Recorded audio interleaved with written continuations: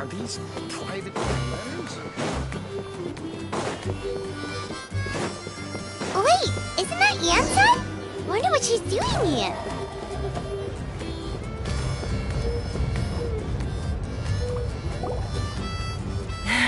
I brought all the stuff over, Coach. What's next?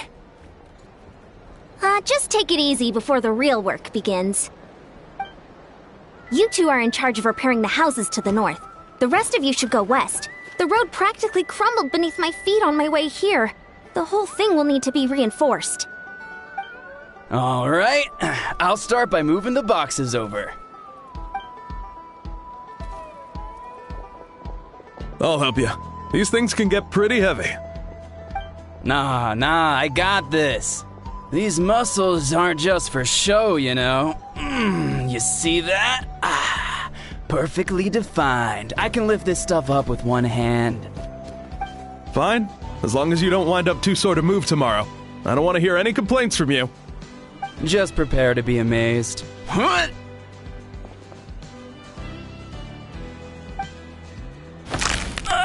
My back! Well, what doesn't kill you makes you stronger. Take him to get some rest and apply some meds. And you, take it easy for the next few days, all right? I don't want this getting worse, and don't push yourself. You can help out once you're better. I knew I should have trained harder. Working out is different from real work. You gotta ease into it. Anyone not have an assignment? Chief Mutoda needs our help.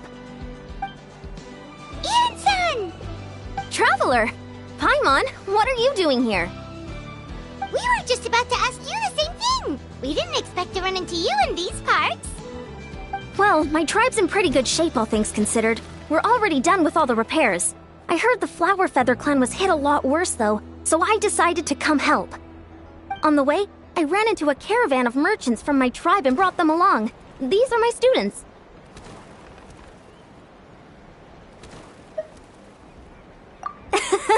Good memory. You a sports lover? I can design a training plan for you. Looks like you're in pretty good shape already. Competitive fighting, extreme sports. You could take your pick.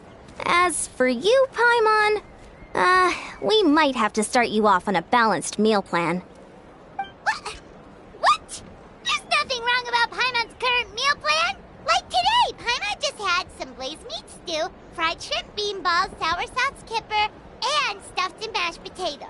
That's practically nothing.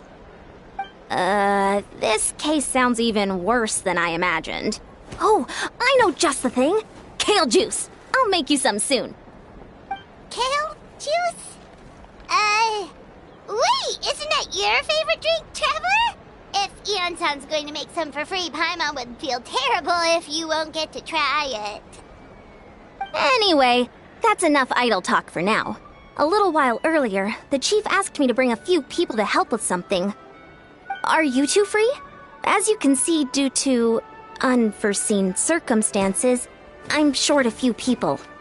Of course, we're also here to help. Let's go see the chief. Perfect. Then follow me.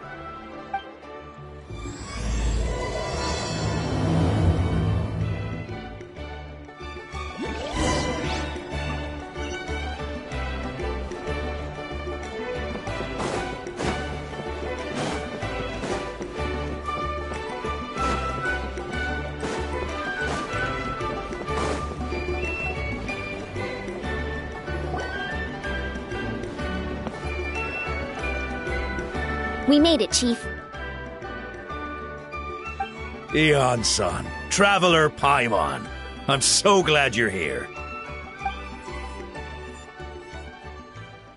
Let's just get straight to the point. Are the people behind you warriors from your tribe? Did something bad happen to them? Cold. So cold. Duarte, are you there? I'm drowning, and there's something in the water! He's on the ground, but it almost looks like he's trying to swim.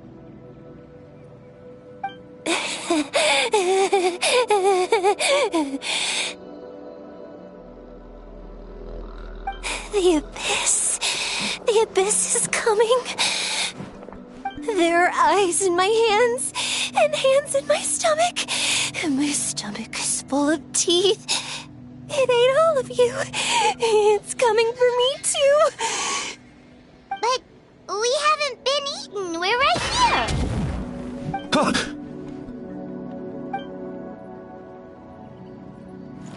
Monstrous beasts! How did you get in here? As you can see, their mental state is quite poor. They went missing after the battle.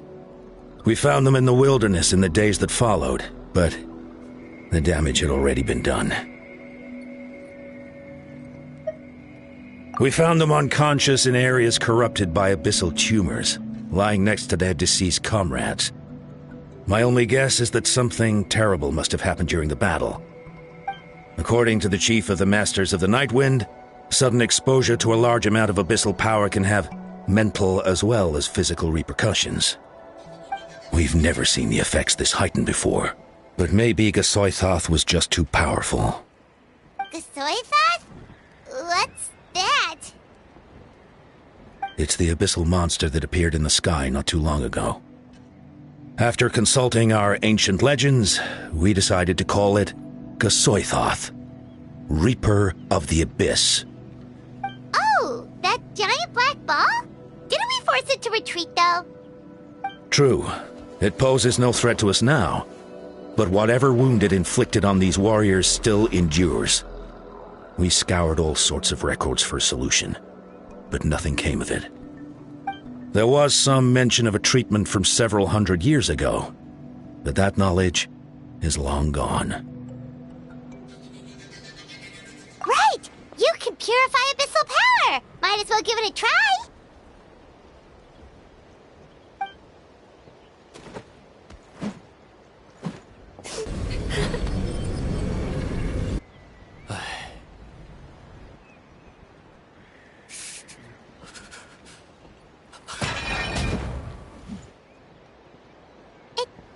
It didn't work? That must mean purifying the abyssal power within them still isn't enough. In any case, thank you for trying. So, what can we do now? Don't tell me my friend is just gonna be like this forever? Come back to me, Gogeta! Please, don't leave me like this! We beat Gasoithoth! They survived the battle! Are we really just gonna sit back and watch them lose their minds? Of course not. What is it, Aeon-san? We'll take it case by case. First of all, we shouldn't keep them cooped up in here. The environment isn't doing them any good. Let them go where they feel comfortable, and the Traveler, Paimon, and I will talk to them. But, Are you sure about this? I know you're worried, but we don't have any other solution, right? Maybe it works, maybe it doesn't. But we won't know until we try. Well, don't just stand there. Let them go. Send someone to follow them, but don't stick too close. We just need to keep tabs on them.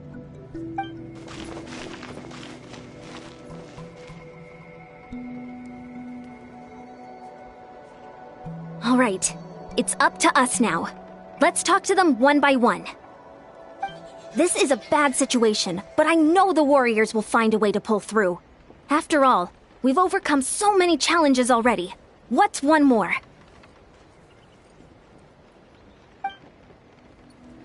Let's see. One of those guys was talking about being cold. Do you still remember him? It's not often that you see someone almost drown on dry land. Let's go talk to him.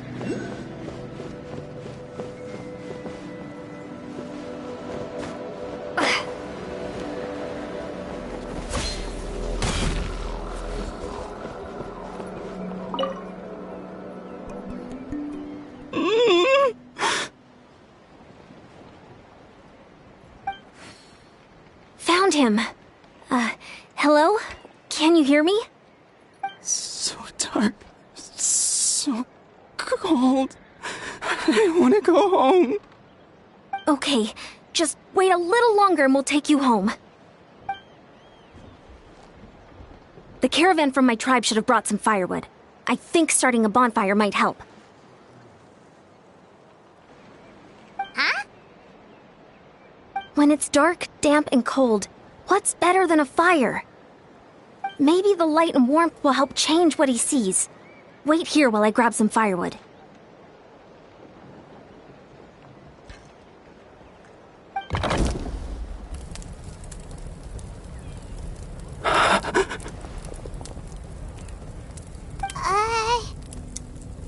Light. Underwater. Where is it coming from? It's working! Is someone there? Please save me. No, wait. You have to leave this place. The water's too deep. You won't make it. It's okay. We brought some friends from the people of the springs. They're great swimmers. We're here to save you. No. Please. Just leave me. Duarte. Oh no, it's not working anymore! Looks like the bonfire wasn't enough. That was the second time he mentioned the name Duarte. Maybe we can start there. Let's ask around and see what we can learn.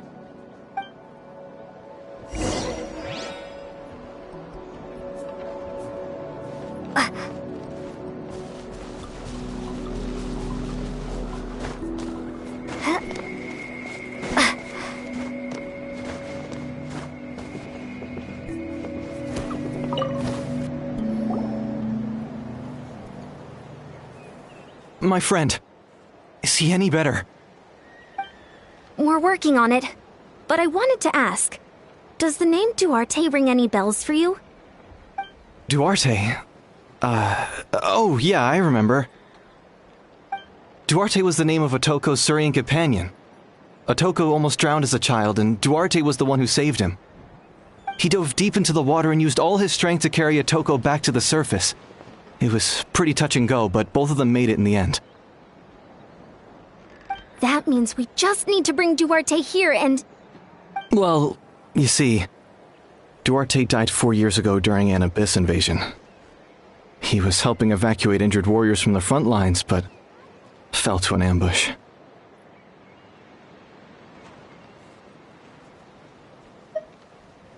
He was a bit on the smaller side, but other than that, he was just your average Kukasaur. Well, hold on. What are you planning? Based on the look on your face, I'm guessing you already have a plan. All right, let's get to work. Oh, and thank you for the information. We'll do whatever we can to help your friend. No problem. Thank you for looking out for him.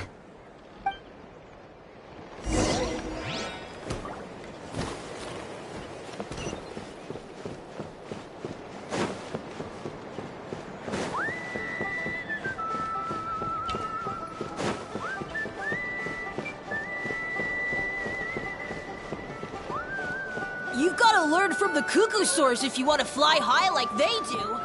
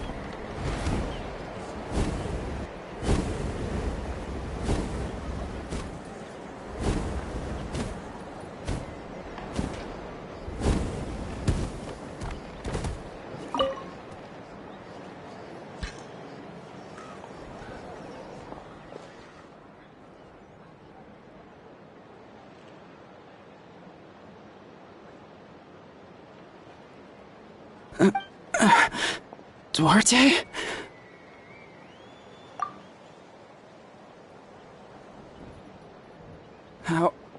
How did you get here? Are you here to save me? It's working! Shh! What now?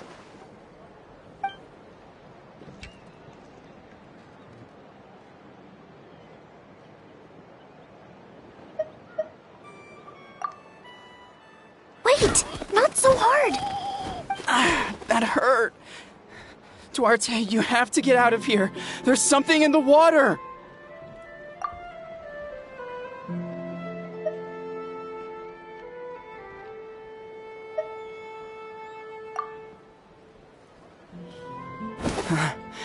You're gonna carry me out of here just like last time.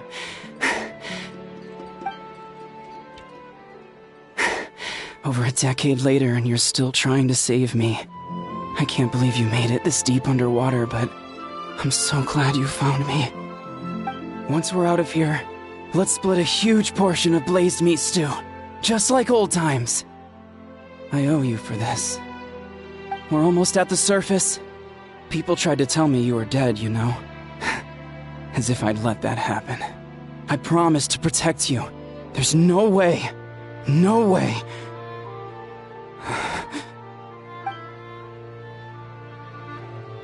No. Wait. I failed. Oh no! He's getting suspicious!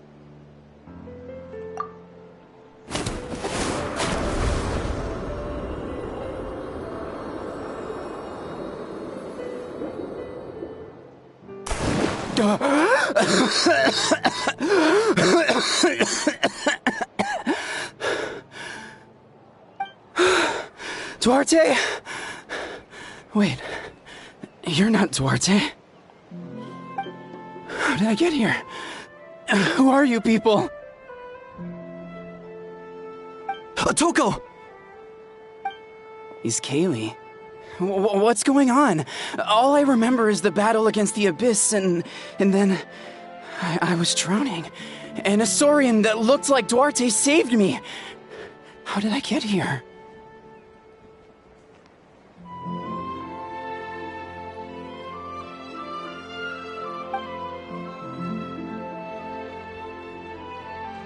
You went through all that for me? While all I did was cause trouble for everyone? I'm so sorry. None of this is your fault. Maybe it's not my place to say this, but go easy on yourself. You deserve to move past what happened here, and what happened to Duarte. Thank you. I appreciate that. Go on, get some rest. Is Kaylee, we'll leave him to you. Seems like the key to getting through to them is whatever they cherish the most. Kind of like their last spark of hope. Now we know how to help the others. Let's take heart from this and keep going.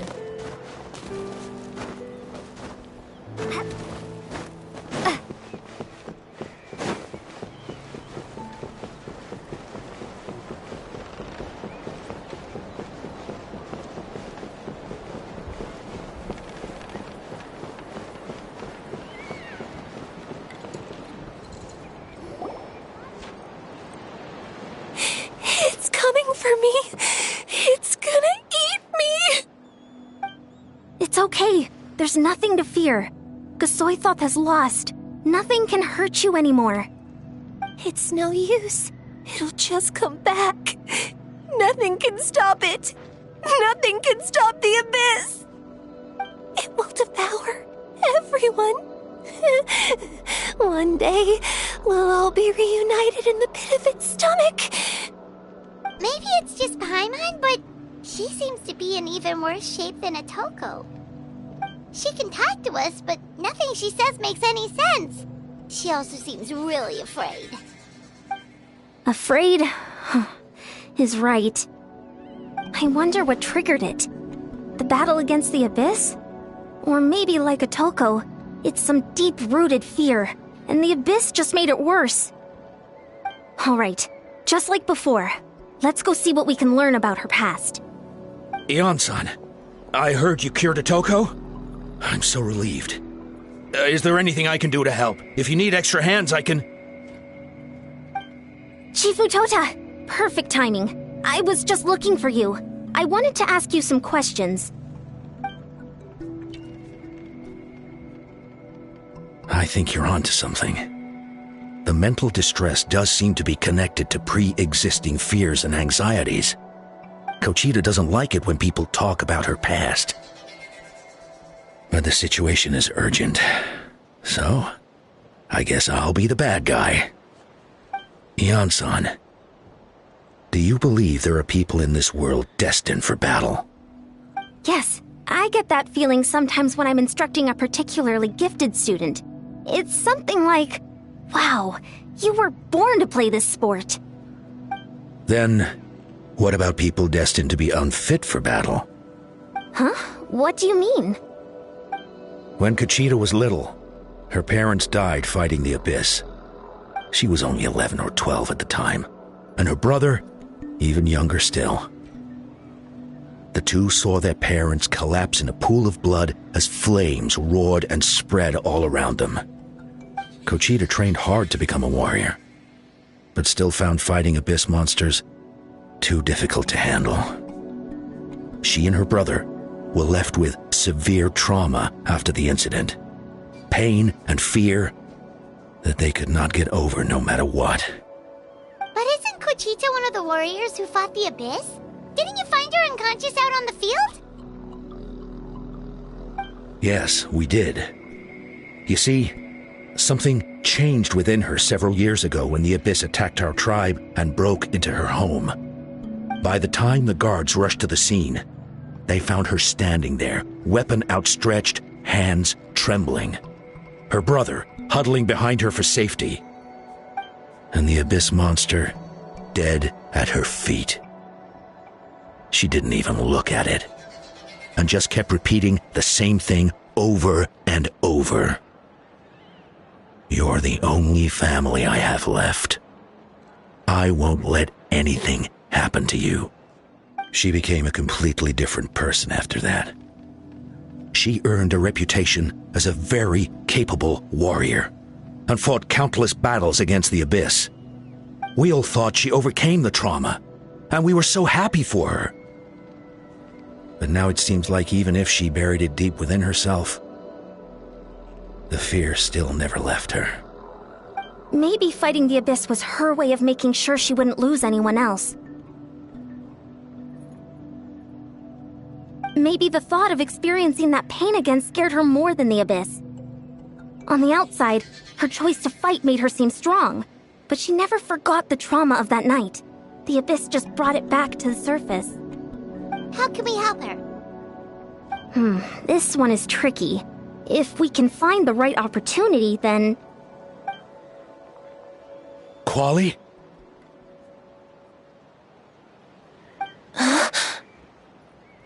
Quali, what are you doing with that weapon? Show me the monster that hurt you! I'll make it pay! I'm going to protect you this time! Calm down, Quali. That monster is already... I can do it! I don't care what it takes!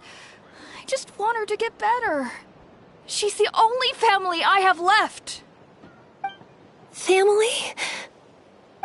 Oh, hold on, Chief Mutota. Looks like Kochita's responding to his words. If Quali goes to battle, the Abyss will devour him. I can't let that happen. I have to do something. But it's useless. No one can beat the Abyss. It's a death sentence. Just like what happened to Mom and Dad.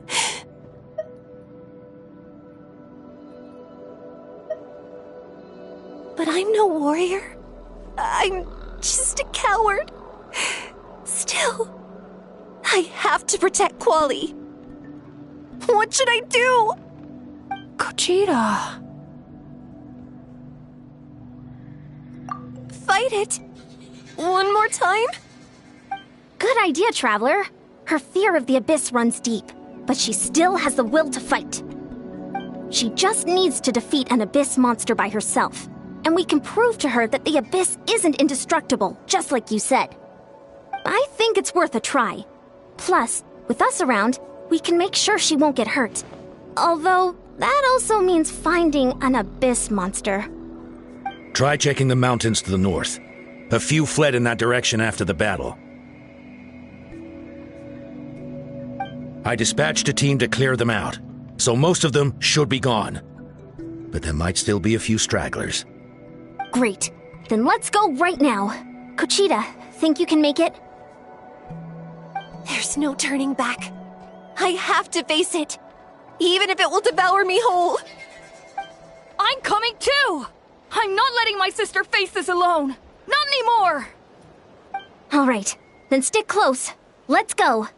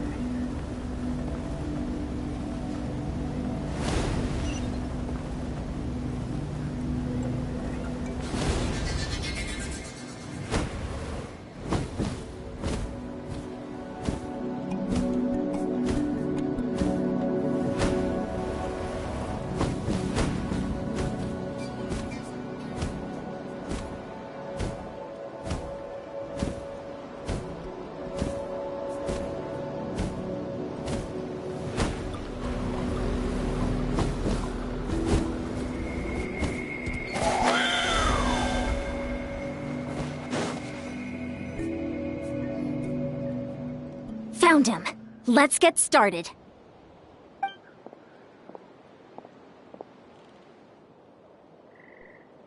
Everything all right, Kochita?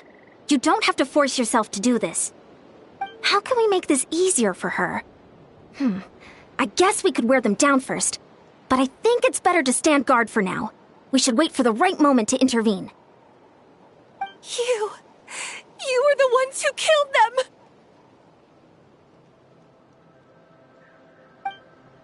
As a kid, I thought my parents were invincible. They were always so strong and gentle. They seemed like the most powerful people in the world. But I can still see the image of them collapsed at my feet that night. The raging fire, the smoke, the smell of blood, the sound of my brother's cries. It's all burned into my brain.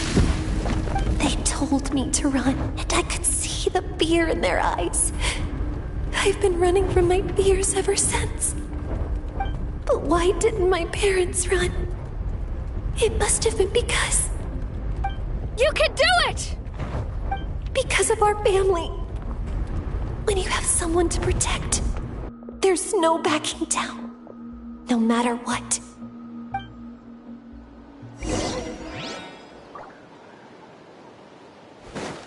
Stay away from my... Let's help her out!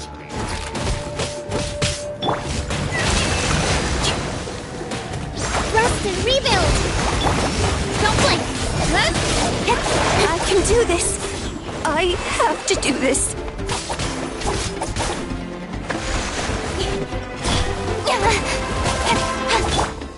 I must leave.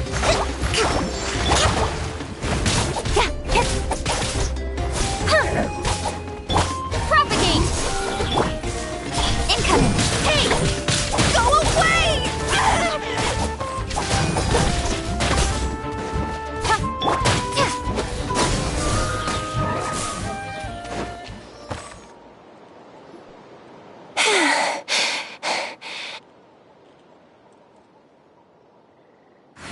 Where are the rest? Where are they hiding?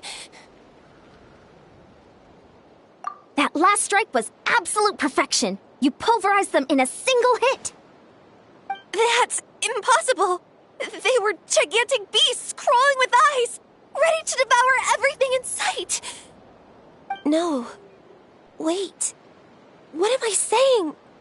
Abyss monsters are not actually that scary. I've defeated them before. I know I have.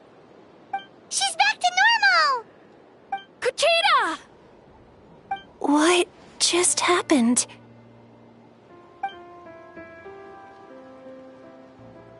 That is quite embarrassing. Sorry about that. I've always envied warriors who don't get scared or feel lost. It really felt like I was getting stronger over the years. But in the end, maybe I never made any progress at all.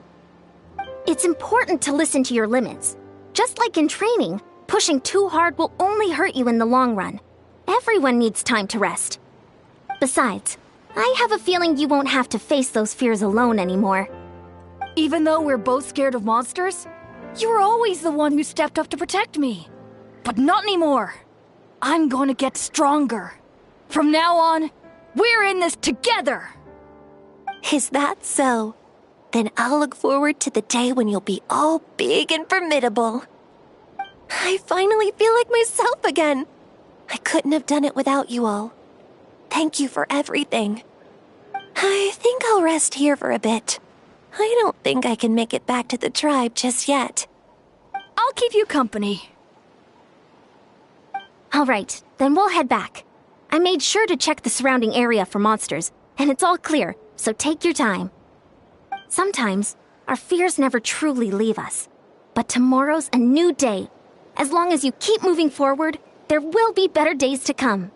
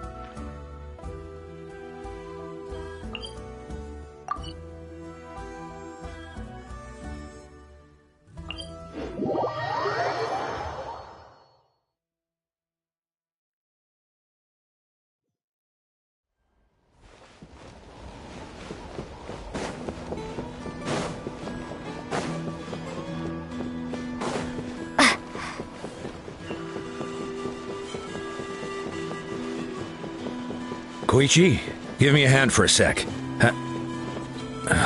Right. Koichi's not... She's not here anymore. Kochita's getting better, too!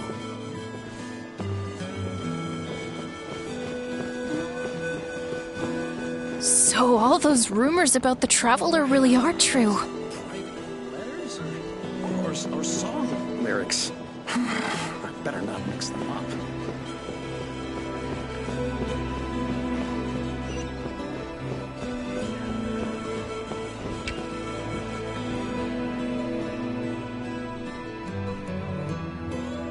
Atoko's all better. Did you hear? Really?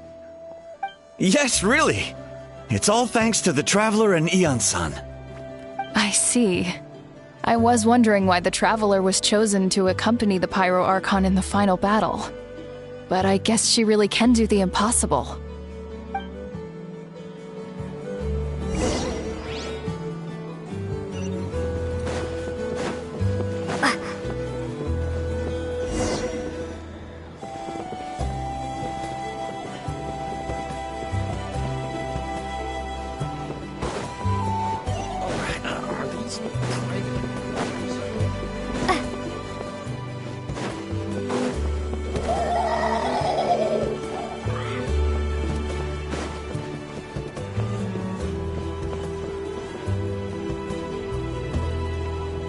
That's 2 people down. You're an amazing problem solver, Traveler. Probably a well-honed skill from all your travels, right? You really know how to give people hope. Ever since you came to Natlan, I've been feeling a lot better about our chances of winning this war. Yeah, honestly, Paimon was at a complete loss when she saw so many sick people on the hot air balloon platform. We only found a solution this time because you kept your cool and took control of the situation. You deserve most of the credit. Well, who am I to turn down such a nice compliment? Most people say the first step is the hardest, but it's not actually all that hard. Exaggerating the difficulty in your own head is where the fear comes in. I'll never get it, or might as well not try. I hear that kind of talk all the time. But if you break your goal into smaller parts, the first steps might actually turn out to be the easiest. Whoa, you're right. That makes a lot of sense. Just like when I told you to eat less meat and drink more kale juice. You probably heard that and thought, I can never eat meat again. I'll have to drink kale juice for every meal. I'll practically starve.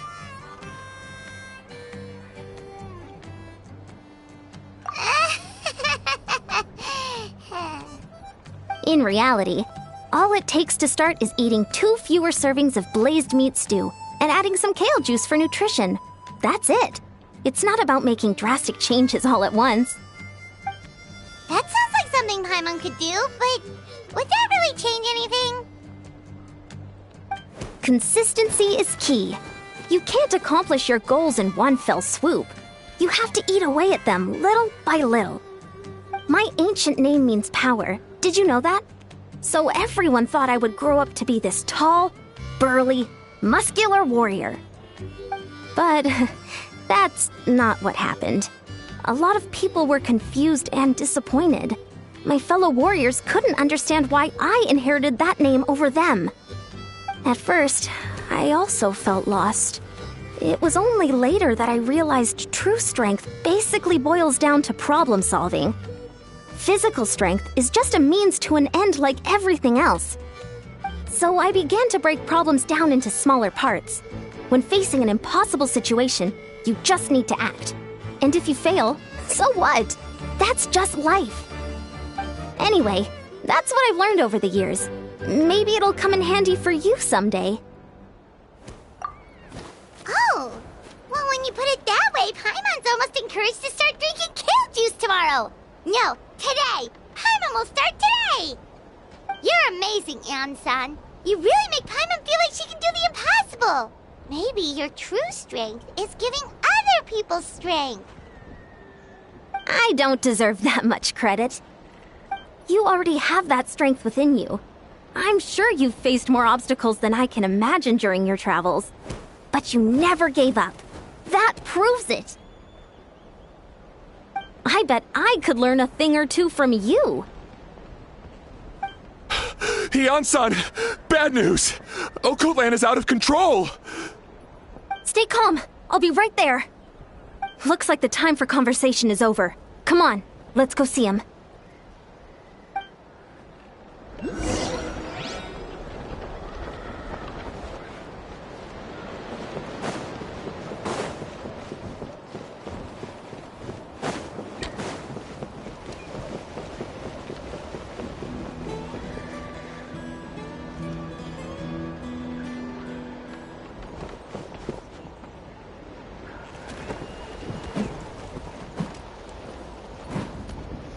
What are you doing, Okoland? Wake up! Don't you recognize us, my boy?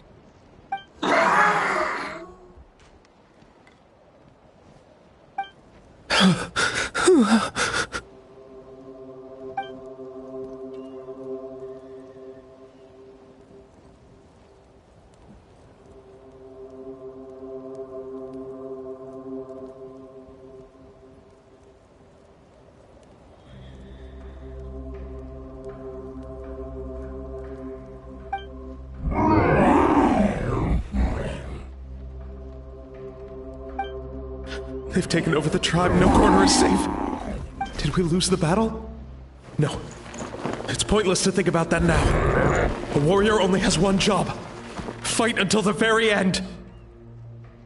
Careful! He's not himself! Oh, Kotlan! Get back! I don't think he can hear us right now. We need to get him under control. Let's go!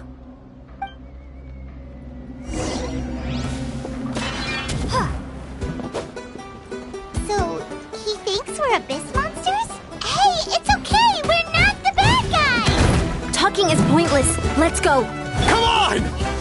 Give me your worst! Wretched abyss! Get out of my tribe! Mom, Dad, are gone. This is my final battle!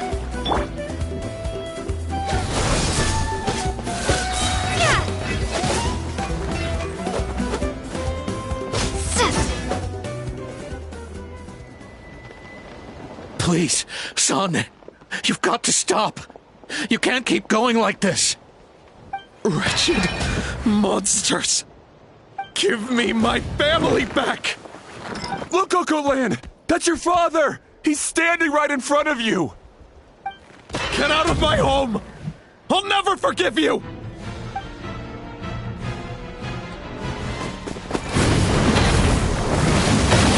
Watch out!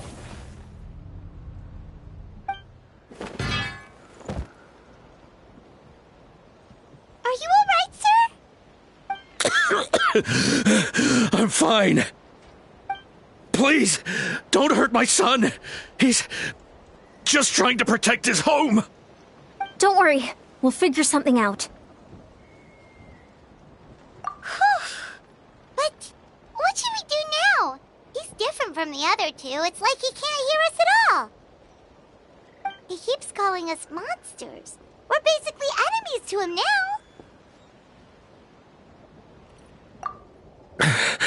Oh, Kotlan. He has a fighting spirit, that's for sure. But we can't keep him unconscious forever. I need to think. Abyssal corrosion syndrome. 500 years later, and it's resurfaced again. Huh? That voice, it's...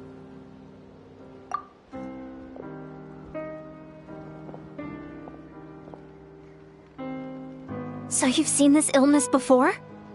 Direct contact with high concentrations of abyssal power causes irreversible mental trauma in most people.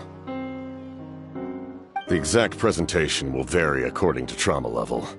Some will suffer from superficial hallucinations and maintain the capacity to perceive the outside world. In such cases, verbal and physical interaction can be used to break through the hallucination.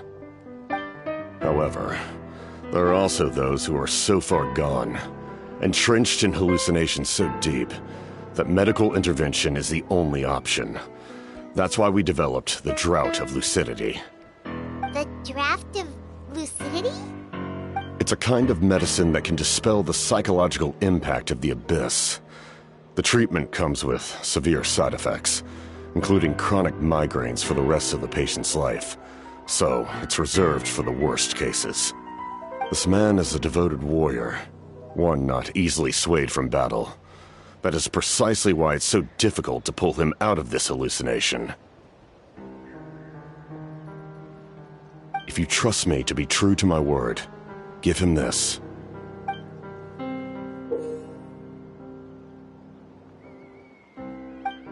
Wretched monsters! Setting up an ambush! Give me your worst. It's either your end or mine! Hurry! He's awake! Please, give him the draft.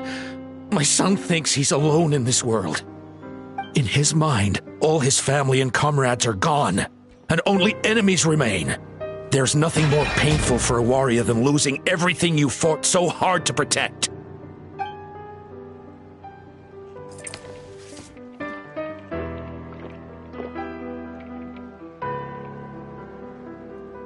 Monsters!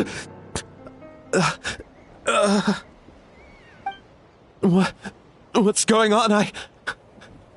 Dad? What are you doing here? My head hurts. I just had the strangest dream. I dreamt the Abyss took over the tribe. It's all right, my boy. It was just a nightmare. Let's go home. You need a good night's sleep. But first, I want to thank you for saving my son. May I ask your name? Just Capitano is fine. I owe you more than words can say, Mr. Capitano. My name is Mune. You're welcome in my home anytime. Time to go, son. Can you stand?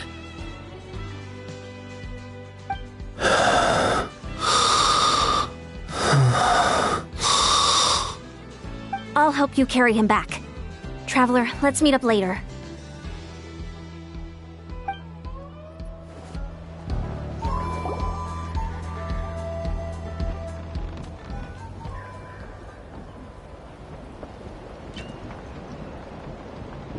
Thank goodness everything turned out all right. Think nothing of it. I agreed to offer you my aid, so this is merely a part of that duty. Besides, I care deeply about this land. Right! When we were with Moika, you told us you and your soldiers defended Natlan against the Abyss 500 years ago. That's right. My desire to protect this nation remains unchanged. When my platoon arrived in Natlan 500 years ago, like you, we were true outlanders. But as time passed, I encountered the people of this land and witnessed their desperate struggle against the Abyss. Though many of the warriors were rash and inexperienced, they were steadfast and fearless in battle, willing to do anything to protect their fellow citizens, oftentimes with complete disregard for their own survival. Just as I fought for the glory of Conria, they fought for the survival of their nation. We happened to share a common enemy, so I decided to offer my aid. We fought side by side to the very end. I traveled to many places after that, but I never forgot this land. Even now, my work in Natlan remains unfinished. They remember who I used to be. The Sentinel Knight, who fought with the Masters of the Nightwind. Still, I prefer to leave all that in the past. That name carries with it the glory of my homeland and the honor of Natlan. Yet, I failed to bring my soldiers home. And I failed to help Natlan defeat the Abyss. But that's not your fault. The Abyss is way stronger than any of us imagined. You need not comfort me. I am no longer who I once was. Let the events of the past continue to collect dust in the annals of history. I will continue to help Natlan in my own way. Like, with the draft of lucidity? Who knew you could make medicine? Were you a doctor before? The drought was Guthred's invention. He was a respected military doctor, as well as my trusted second-in-command. We faced a similar situation to what you witnessed today. The endless battles against the Abyss triggered delusions among the soldiers, to the point where some attempted to kill each other. In order to develop a treatment as fast as possible, Guthred used himself as a test subject. He passed away shortly after the drought was complete. That's who he was. Unrelenting in his pursuits. No matter the cost, no matter the sacrifice. In the end, he even gave himself up for a chance at success. I'm sure he would be pleased his creation aids people even now. The Abyss has wrought enough suffering on this land. I sincerely hope this war will end soon.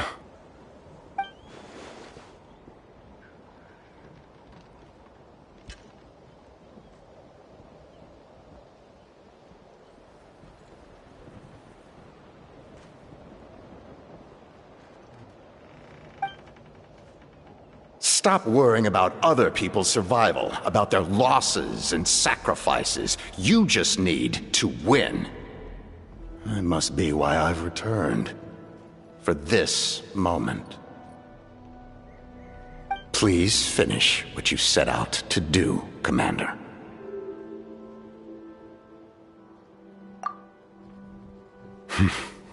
You're more perceptive than I imagined.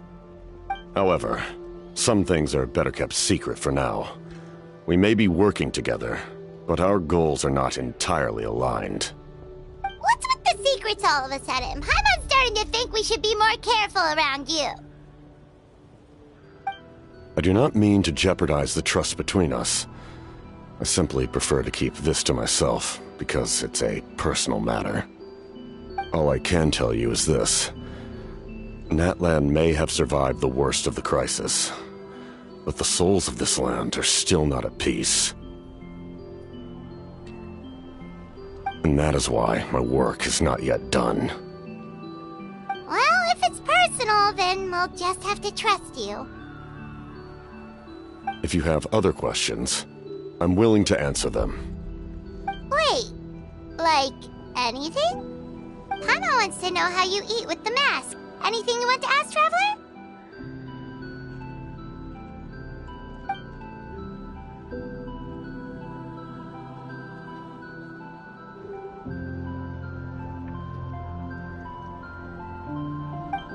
Natlan must pay the price for Mawika's use of the Ruler of Death's power. That price is death. And only Mawika's death can clear the debt. Even now that the war's over and the threat to Natlan is gone, it looks like that death is still set in stone.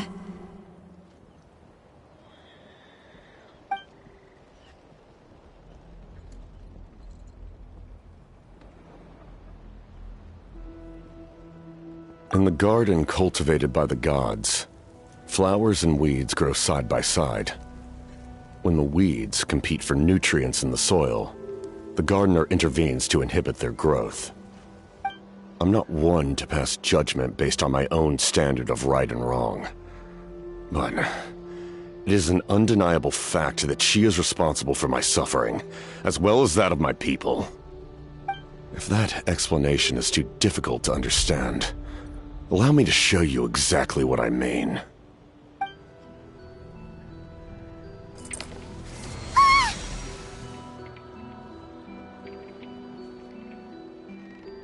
The Ruler of Death can freely define the form of death, or grant immortality to anyone she desires. Her power is a rule in and of itself. Faced with such an overwhelming level of power, it can feel hopeless to resist. But I am of the belief that, in this world, no destiny is unchangeable, no death inevitable, and no rule unbreakable. So, before the final moment truly arrives, we must fight harder than ever. Hey, Traveler. Paimon. Sorry, hope I didn't interrupt anything. After helping Okot land back home, I went on a small walk and happened to run into a messenger from the Scions of the Canopy. He's been looking for you everywhere. Oh, did something happen? Apparently Shilonen's ready to start forging your ancient name. She needs to check the progress of your Pilgrim's Chronicle, that device she gave you before. She invited a bunch of people to be there, including me. So let's head to the stadium once you're done here. This is a critical time for you, Traveler. It's best not to delay, so let us end our conversation for now. Best of luck to you all. Goodbye.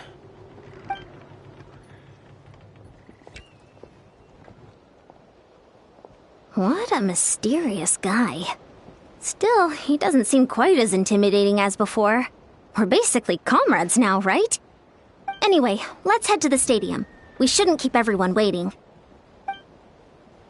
So in the end, the captain still hasn't told us his real goal.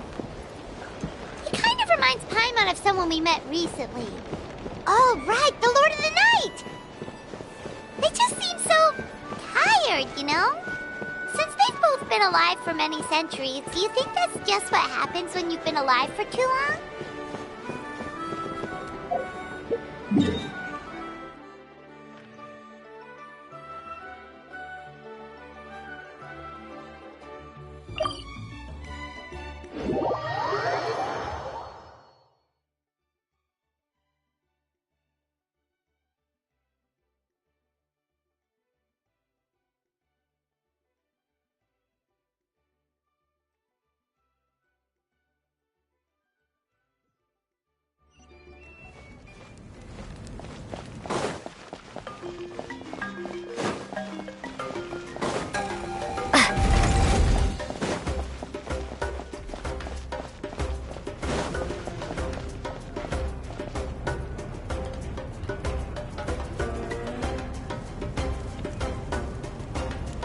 Sure took your sweet time!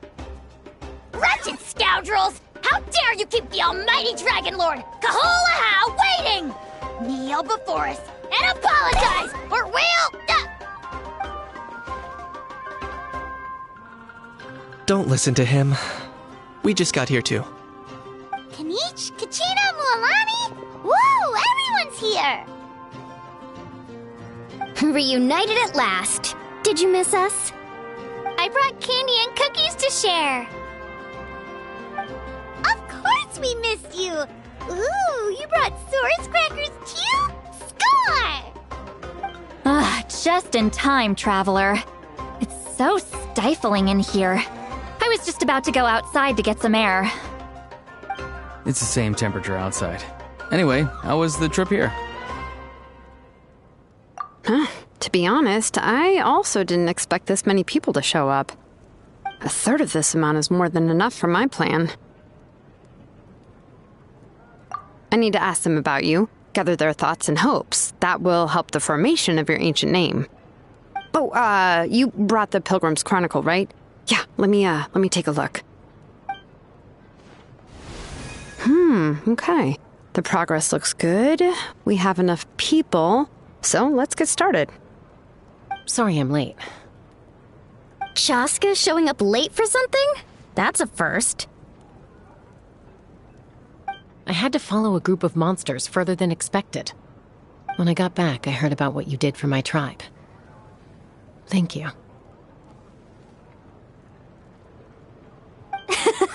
The Traveler deserves most of the credit. Plus, if it weren't for your help during the battle, the Collective of Plenty would have suffered a lot more. We had the manpower to spare, so it's only right we return the favor. Okay, let's save the pleasantries for later. Everyone's here, so let's get started. All right, let me remind everyone what's going to happen. I need each of you to stand before the Pilgrim's Chronicle and share your stories about the Traveler. Your words will be recorded and become a part of the Traveler's ancient name. Any, questions? Nope. All right, then, to start things off... Hold on. Remember what we discussed? Oh, right, I almost forgot. Traveler, Paimon, you, can't be here for this part. Huh? But why? We want to hear what everyone has to say. I need people's true thoughts and feelings. It's best if the subject in question isn't involved. It's much more difficult to express those feelings to someone's face. People get shy in those situations. It's just how it is. You're right. Just like when Paimon doesn't have enough more to pay for her meal, but she's too embarrassed to tell the Traveler, so she has to make up some excuse.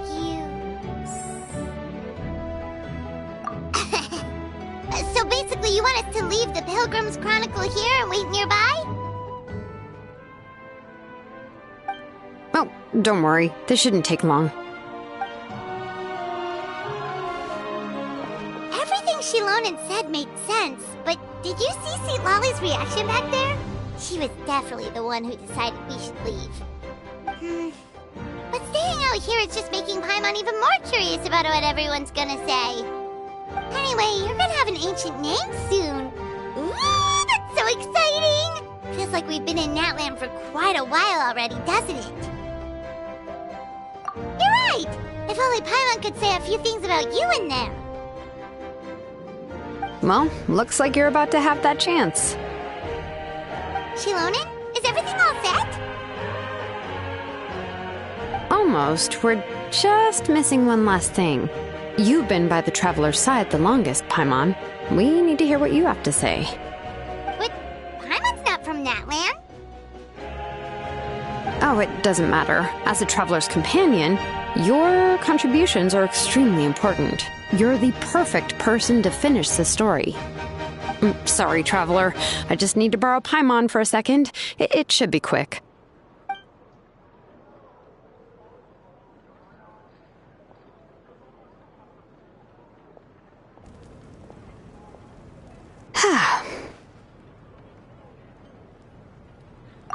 Paimon gave us a lot, and I mean a lot of information. I'm not even sure the Lord of the Night managed to get all of it. Well, we've been to 6 nations already. Here, you can have the Pilgrim's Chronicle back. I'll need it when I forge the name, but you can continue your adventures in the meantime. And when the time comes, I will forge you an ancient name unlike anything that's come before, so that you, Moeka, and Natlan as a whole can finally put an end to this endless war.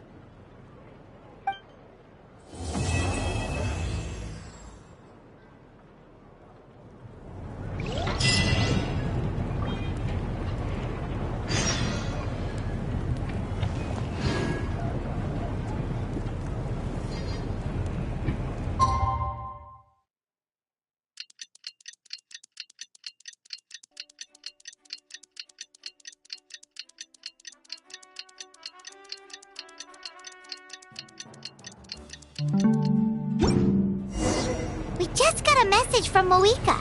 She says to meet her at the Speaker's Chamber tomorrow. Does that mean your ancient name is ready to be forged? Let's get some good rest today. We need to be at our best for this special moment.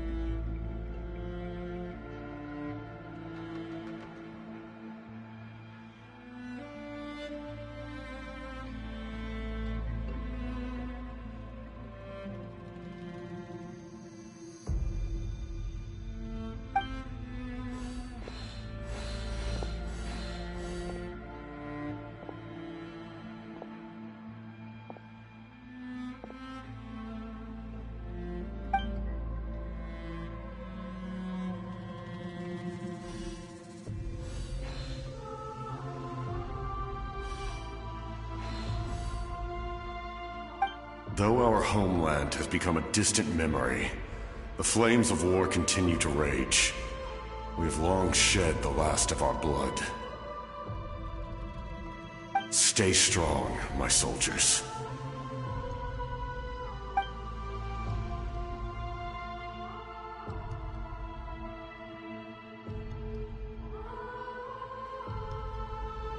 One day, I will deliver you to the place I promised.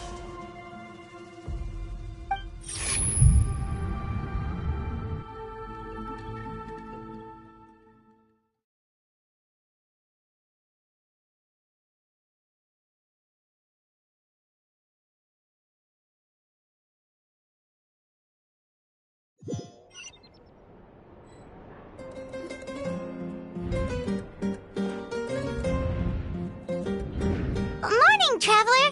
Did you have a nightmare last night? Paimon could hear you tossing and turning in your sleep. Maybe you're just nervous for the final battle?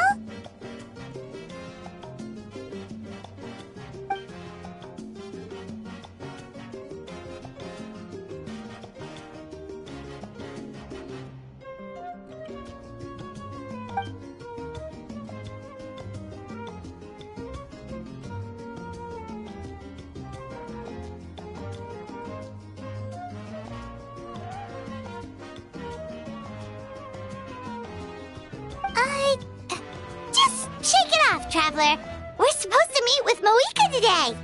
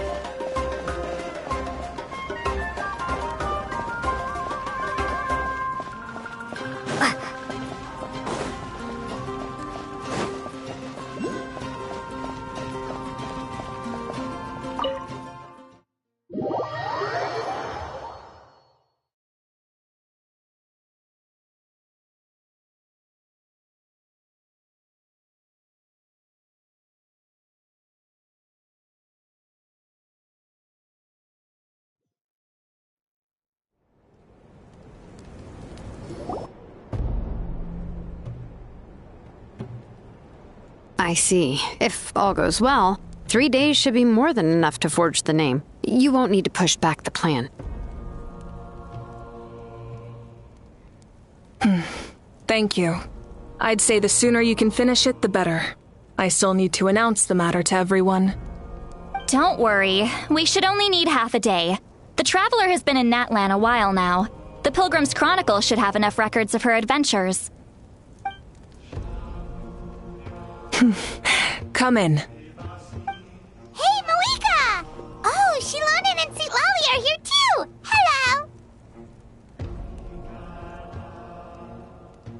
We were just talking about you. I invited you here for 2 reasons. First, there's the Traveler's ancient name, which is ready to be forged. Oh yeah! You need the Pilgrim's Chronicle, right? The device the Lord of the Night gave us? Perfect. Could I take a look?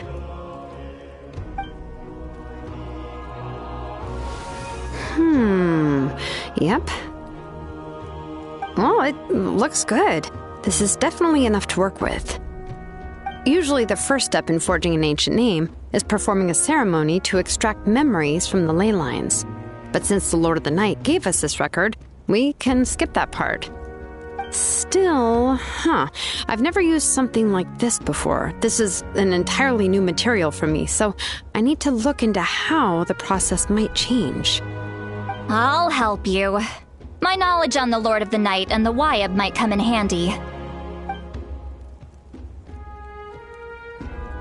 That brings me to the second matter. As you already know, once your ancient name is complete, we need to venture into the deepest part of the Night Kingdom.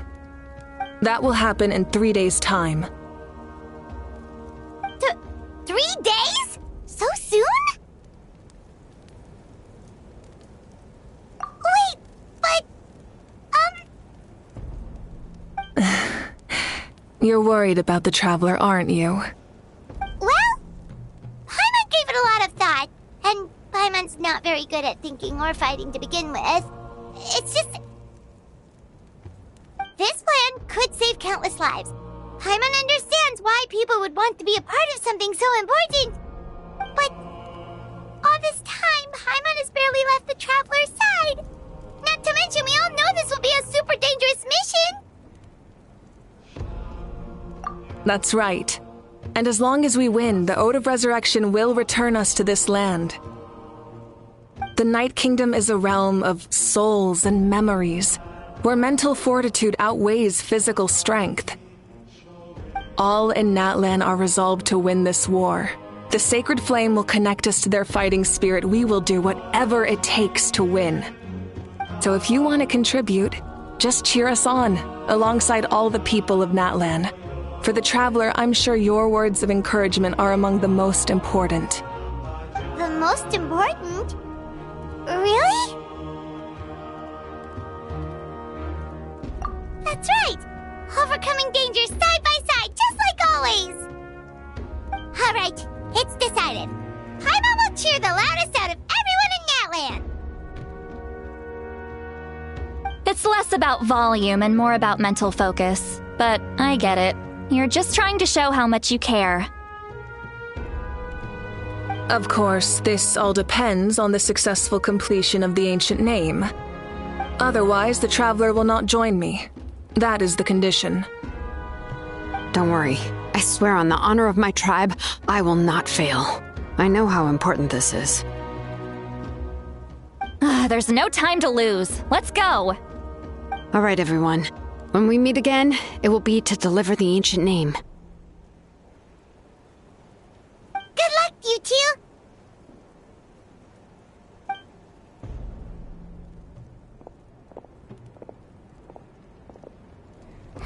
Three days, huh? What should we do in the meantime? We know you're still rebuilding, so is there anything we can do to help? From what I've heard, the two of you have helped more than enough. You should take a well-deserved rest. Even if there are stray abyss monsters out there, our warriors can handle them. Don't worry. Exactly! We can't take a break! We're adventurers! We gotta live up to the name! We still have a long journey ahead of us and so many places to go! The battle in 3 days is just another part of our adventure! I see. In that case, just do what you think is best. This final battle is extremely important to me. The culmination of my life's work. Still, I think you've got the right idea. I'm also going to follow my heart. I plan on using these 3 days to calm my mind and work on a painting. Oh, you know how to paint? I just learned, actually. I hear it takes a lot of practice to get any good. It could be anything, though. What I really enjoy is the process of getting better at something through practice. It's how I relax. Of course, that's only when I have the time. I'm usually too busy. So that's how you relax. Well, it definitely seems like your style. All right, let's go our separate ways for now.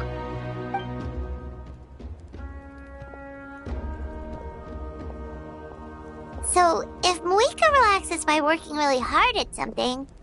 That basically means she never takes a break, right? Wow, she's definitely something else. Oh, hello! Sorry, Malika's not here right now. There you are!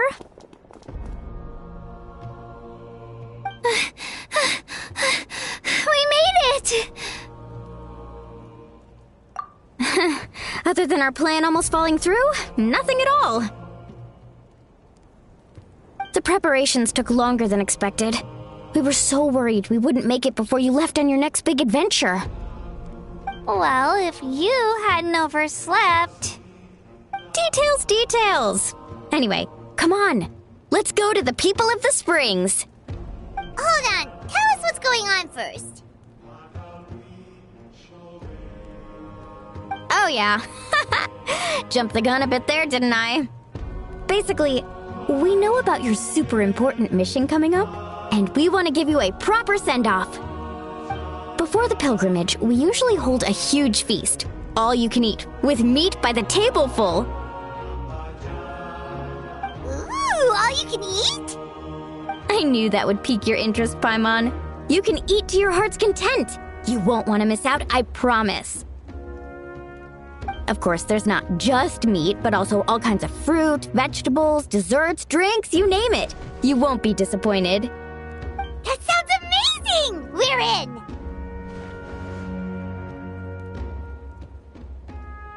Well, the best adventurers know how to go with the flow, right?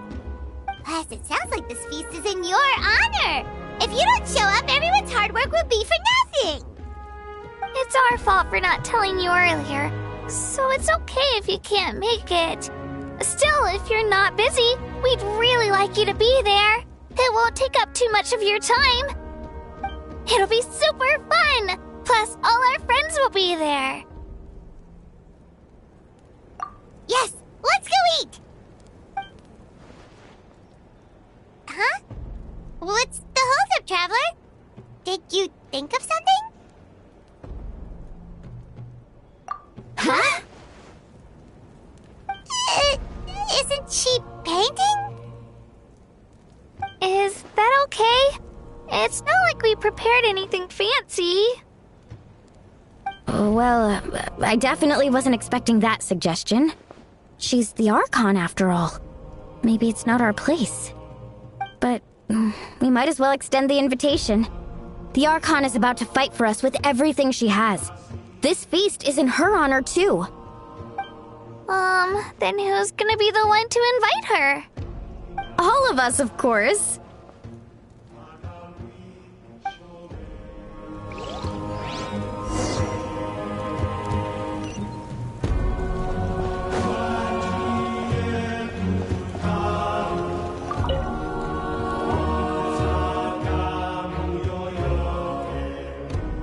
Come in. Oh, it's you four.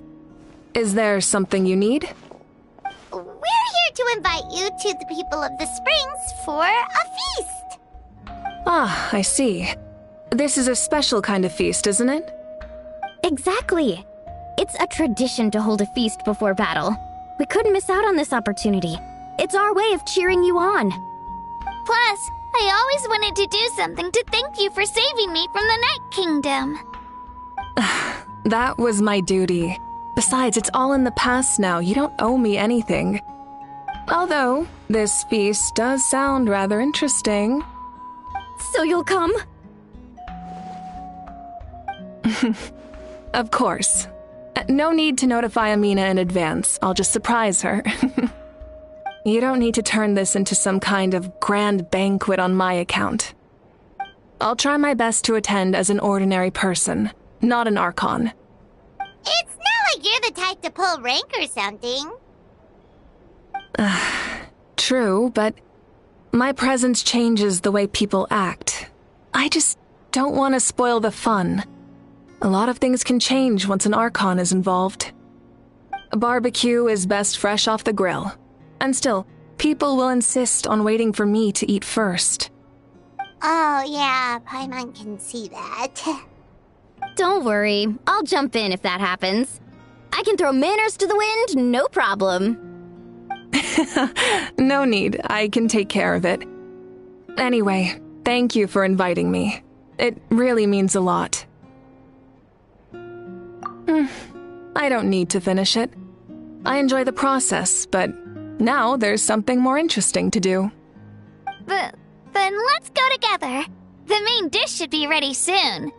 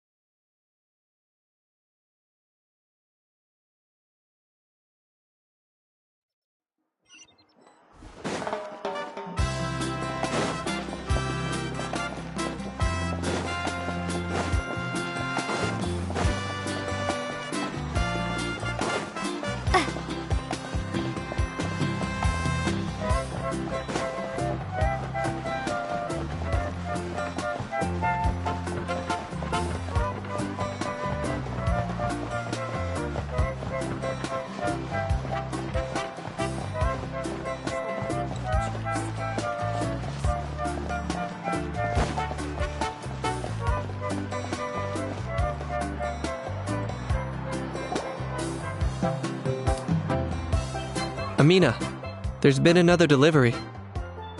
Ugh, you're kidding. Another one? Just like the others.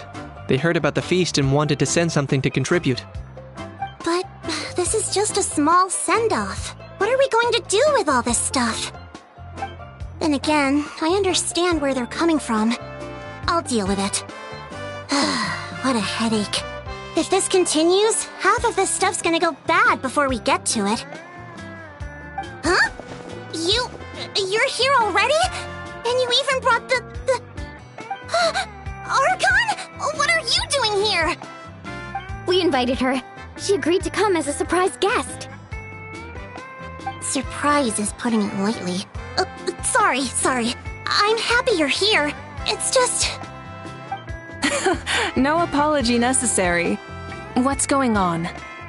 Well, I started spreading the word about the send-off, just around the area like usual. A lot of people are still busy repairing their homes, so I didn't think many people would come. But the turnout has been overwhelming. Not to mention, we've received a small mountain of deliveries. There's no way we can use all this stuff. That's our Star Outlander's popularity for ya. You're saying everyone's here because of us? Yep. The news about your impending mission with the Pyro Archon has spread all over Nutland. Plus, you were amazing in the recent battle. A lot of people are here just to thank you, or wish you good luck. Basically, this whole thing is happening because so many people wanted to see you. Still, we definitely weren't expecting you to show up with the Pyro Archon. Yeah, Malika and the Traveler are in this together. They both deserve a celebration. Well, this is the perfect excuse to throw an even bigger party. All this extra stuff was gonna go to waste anyway. No need to go to all that trouble on my account. That's not why I'm here. Besides, with so much of our nation in ruins, resources are still scarce. This extra spending for my sake is the last thing we need.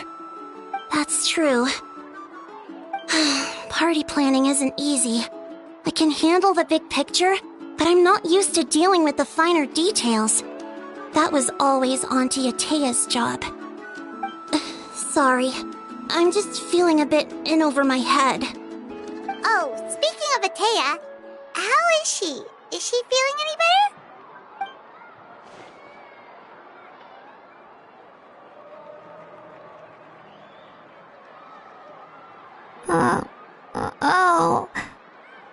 Actually, there's something we haven't told you.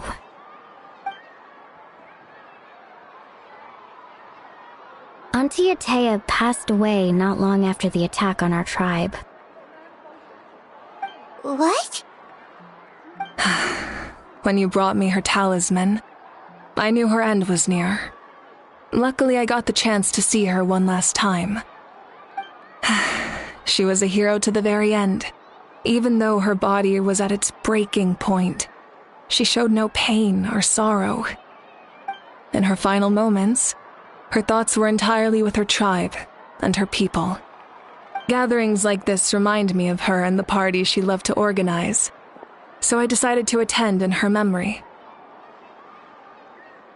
We didn't mean to hide anything from you. It's just, there was never a good time to bring it up.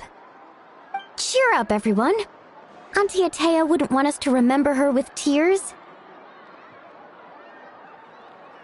Parties like this were her specialty. But now, it's up to us to carry on her legacy. So we can't let her down. Believe me, she has high standards. Yeah, that sounds about right. So, come on, let's get to work, everyone. Oh, Chief Amina and our guests of honor excluded. Kachina can each time to go. Wait, you don't have to drag me.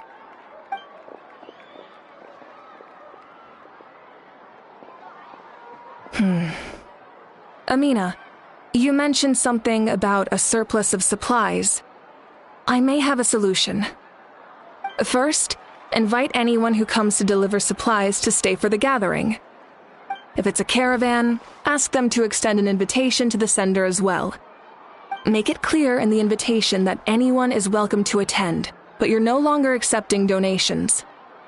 In addition, all leftover supplies will be purchased by the speaker's chamber, sorted, and donated to the appropriate areas. That would be such a big help, Archon! Thank you! I'll get on it, right away! Amazing plan, Malika! It was clear, concise, and organized. But, weren't you trying to keep this small? I don't mind increasing the size of the gathering, I just didn't want it to be because of me. My approach to problem solving is always the same. Different solutions lead to different outcomes. The method may change, but the right choice is always grounded in logic and reason. Whoa. Hana feels like she just learned a thing or two. Well, should we take a walk while everyone finishes the preparations? Sounds good. A casual stroll can be hard to come by. Let's go.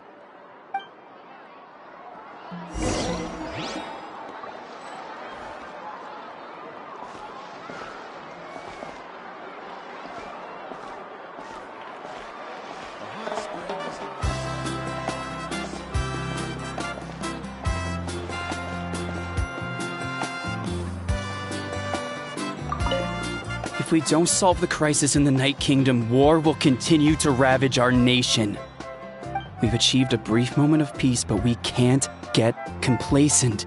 Even if it's not in the front lines, there are still things we can do. Like fortifying our defenses, eliminating remaining monsters, rebuilding our homes, and coming together like this to sing for you and offer our warmest blessings.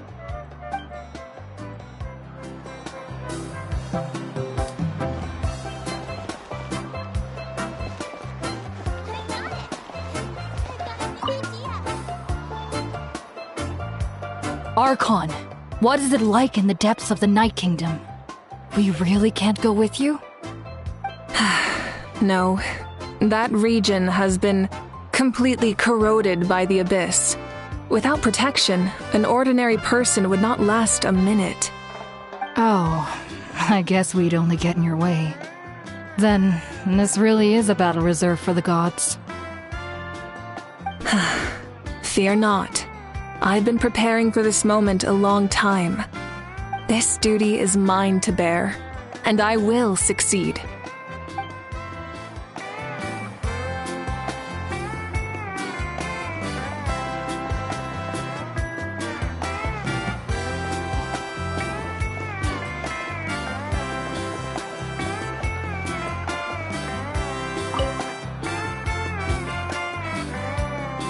Hello, you guys. Sorry for the wait. We're still setting up the venue. Hey, did I say you could take a break? Keep pushing. This is the home stretch, and then we get to feast. Yes, Coach. Are you still helping rebuild the tribes? That work is pretty much done, but I've discovered a lot more people with abyssal corrosion syndrome in the process. So I've been compiling patient records while helping them overcome the hallucinations. Thanks to the captain, we have the draft of lucidity for the worst cases. I heard about your efforts. The Speaker's Chamber can take it from here. It's more effective to have a focused task force, and the Speaker's Chamber can contact the Fatui directly for more doses. The doctors at the stadium aren't too busy? The worst is over, so it should be fine. I'll confirm it myself later. I'll be in touch with next steps. I just need you to compile all existing patient records to ease the transition. Understood, Archon. Although I'd like to continue helping out with the treatment, I can't let everything I've learned go to waste. Wow, that's so responsible of you. Well, knowledge is power after all.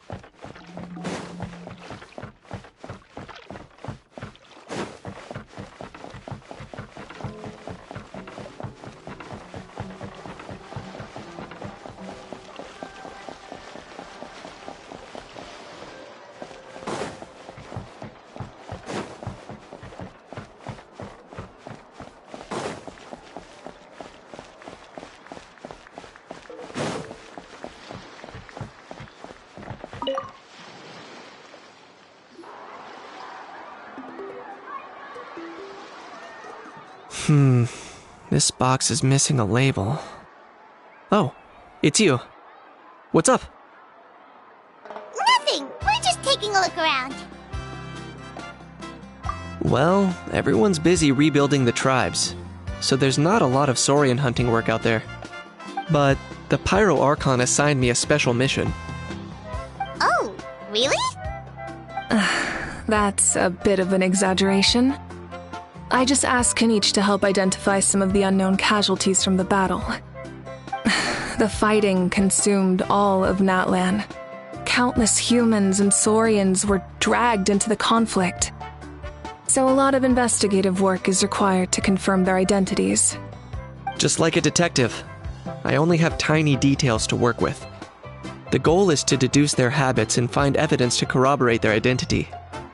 It's tricky work, but we have every reason to keep going. Because Natlan's heroes deserve to be remembered, right? Exactly. That is how we, as the living, respect our heroes and the values of their lives. So let me know if you need extra help, Kanich. I'm doing fine for now. The teams searching for the fallen need the help more than me. The longer we take to find the dead, the harder it will be to piece things together. Understood. Thank you for your hard work. Just doing my part.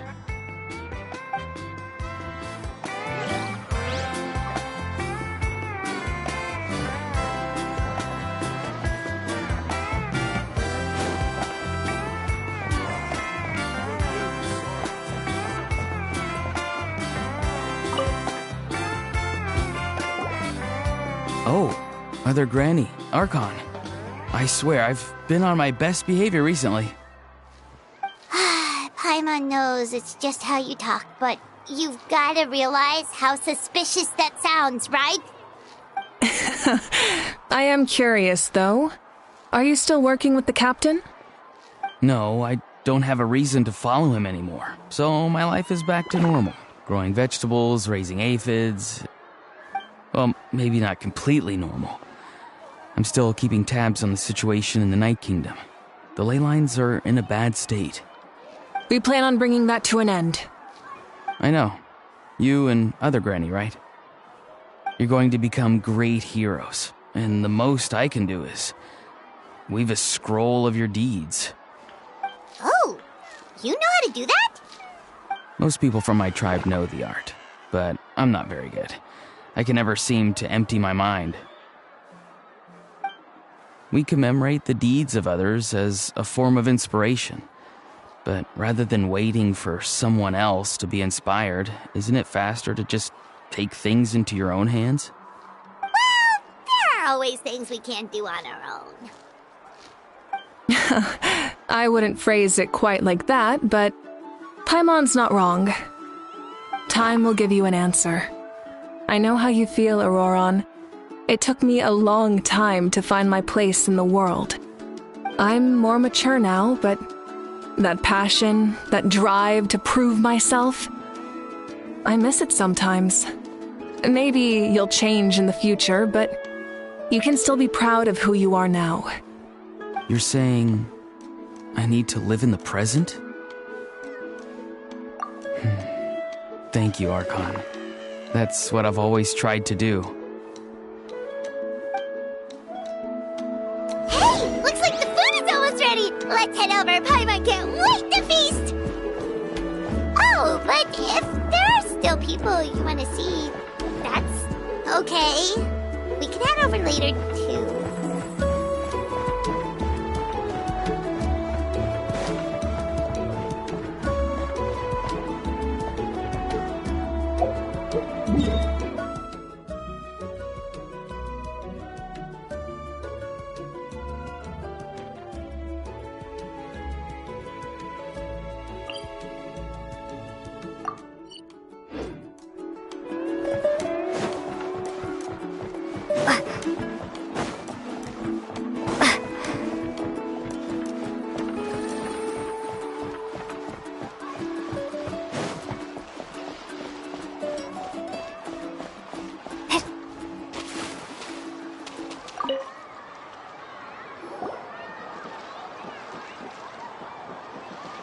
Chaska? Hello, Archon. I'm, fishing. Oh! Doesn't look like the fish are biting today. Yeah.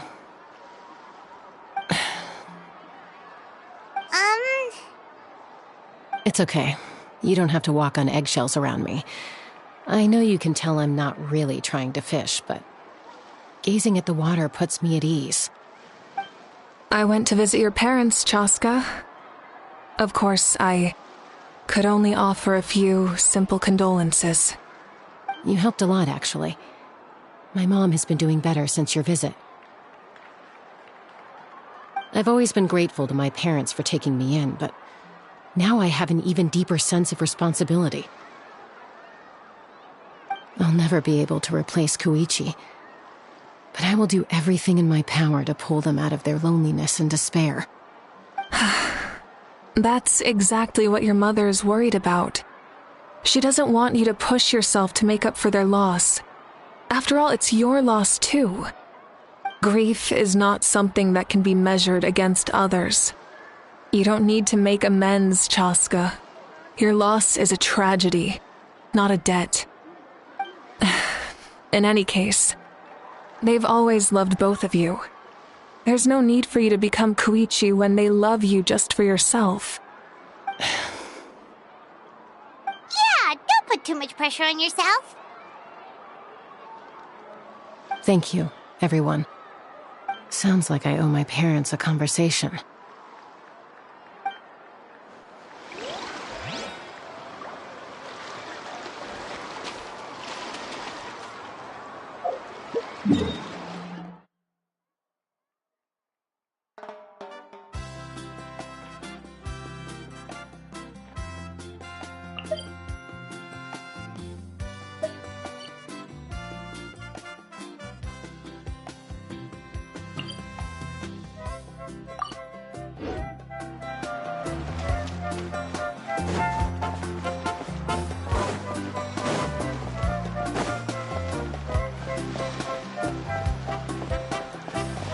Fresh cold drinks.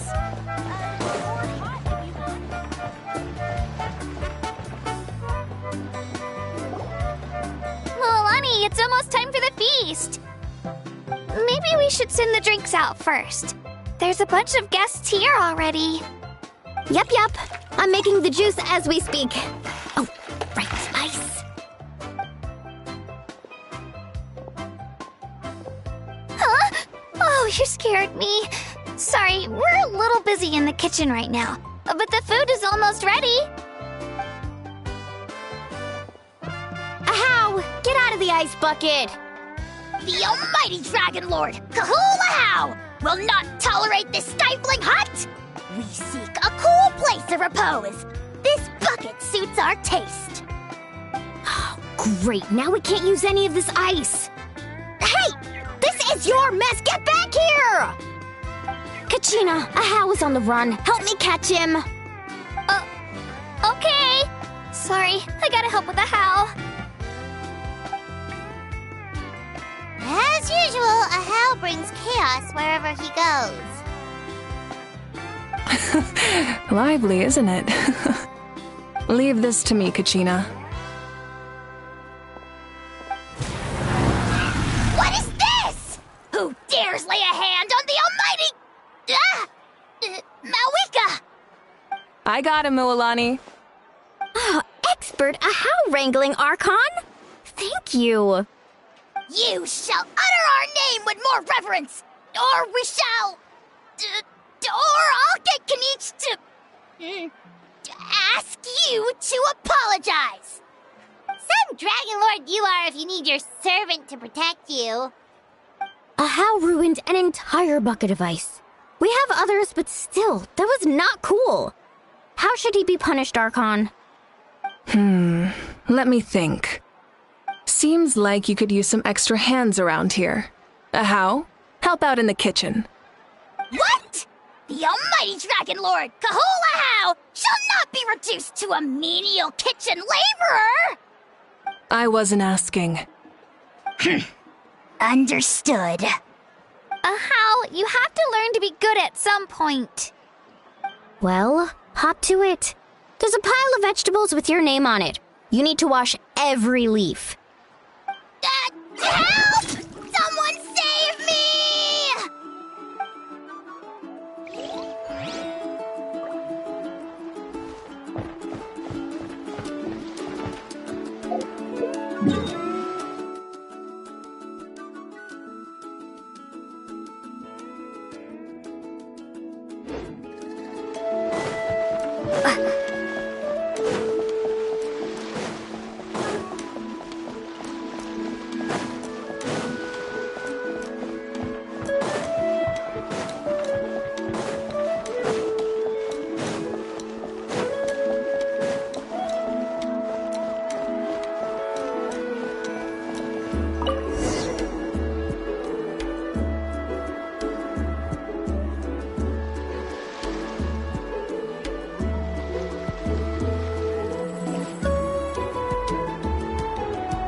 So full. I'm practically a blubber beast.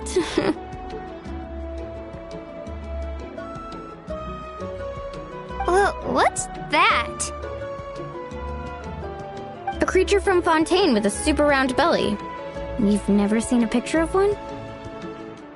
Oh, it sounds so cute. Paimon can vouch for their cuteness. You can pat their belly and they'll even join in. That reminds me of my saurian companion. Her name was Emila. She wasn't the sharpest Tatankasaur, but she was incredibly brave. When there was nothing to do, she would lounge around the tribe without making a sound, even if you bumped into her. Sometimes visitors would think she was all passed out. But she was completely different once we were on the move. When she was little, I took her on all sorts of adventures. But saurians grow a lot faster than humans. Before long, she was the one dragging me all over the place. Wow, she must have been a great fighter to keep up with you. Yeah, she was tough. Veressa told me she was amazing in the final battle. I had to defend the stadium, so I never got the chance to see her one last time. It was a choice I had to make, but it was hard to accept. Sorry, I didn't mean to bring down the mood. I'll just get to the important part. I actually saw her in my dreams the past few nights. It felt so real, like it was really her. She gave me a ride, and we traveled all around Natlan together. We were both so happy. Wait, now that you mention it, I've had dreams of Auntie Atea. She was her typical self, brave and stern, always with that indescribable warmth.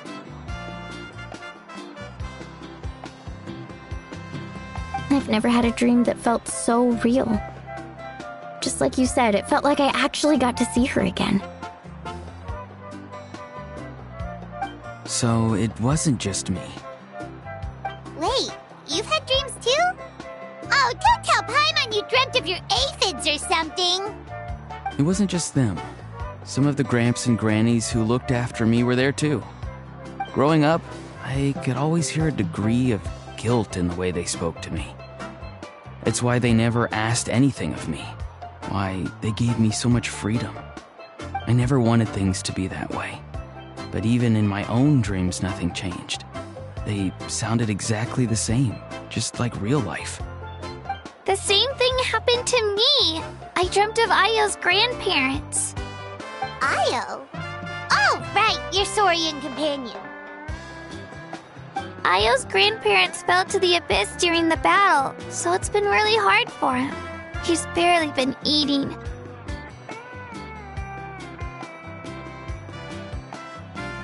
I set up a tent near his home so I could be there for him.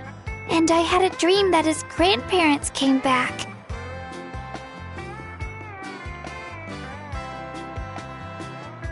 I was so happy. In the dream, Ayo seemed like his normal self again. But it was only for a moment, and then I woke up. In real life, Ayo is still struggling. He barely sleeps or eats. But it's all right. I'll be there for him.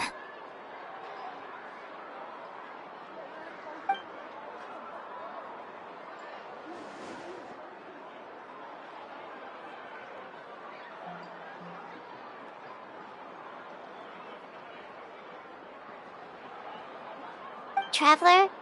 Chaska, did you two... Oh, sorry, never mind. When did this become story hour? Still, I have nothing to hide. I dreamt about Koichi. She told me I felt like a completely different person. She said I'm going down the right path, so she doesn't need to pick fights with me anymore. Maybe your dreams felt real, but the Koichi I saw was nothing like her real self. She would never say anything like that to me. It was a dream. Nothing more. Sorry. I shouldn't have brought this up in the first place. It's fine. I'm the one being a buzzkill. Well, what about you, Traveler? Did you have a special dream?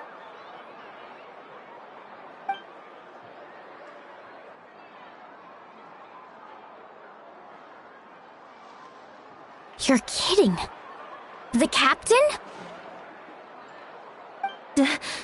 Does that mean you have some kind of secret connection to him? No, of course not!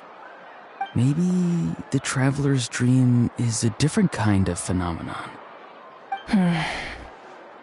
I may know the cause of the dreams. At the end of the battle, I launched a special kind of night war by using the power of the Divine Throne. Its great power allowed the Ode of Resurrection to bring back all casualties, independent of the time of victory or the possession of an ancient name. In addition, the power of the Divine Throne revitalized the souls and memories within the Night Kingdom, allowing them to take the form of their past selves. Even after the battle, that effect still lingers. That's why those you lost were able to reappear in your dreams. But I agree with Auroron. The Traveler's dream is likely a different matter. The shamans of my tribe often receive visions of the future through dreams. Is that what you're suggesting? Yes, exactly. So, the Traveler saw the captain's future? It's still unclear, but Granny taught me how to interpret dreams. Would it be okay if I tried to take a look? If I can observe your soul, I can find out the key elements of the dream. You're thinking of the Dendro Archon, right? My tribe's power over dreams is nothing compared to that of an Archon. Observing the dreamscape requires a ritual and can only reveal static images. We also need the full cooperation of the dreamer. Otherwise, the process could be used to violate the privacy of others. I also have a fairly good understanding of the ritual. What do you say, Traveler? Should we start the preparations? Then I'll start getting ready. We'll carry out the ceremony somewhere else.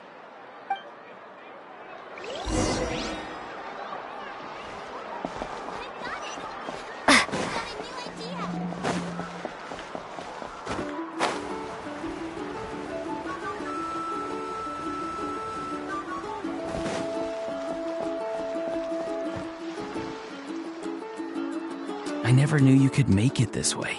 This formula's new to me. Your granny never taught you about incense making? No. She usually just lists off the ingredients and tells me to follow the formula.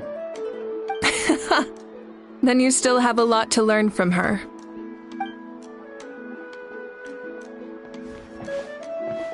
All right, we're ready, Traveler. Once you head inside, you'll fall into a brief sleep. Auroron will interpret the dreamscape, but you won't feel a thing. That's right. Everything's all set. So, you just need to take a nap? Sounds easy enough.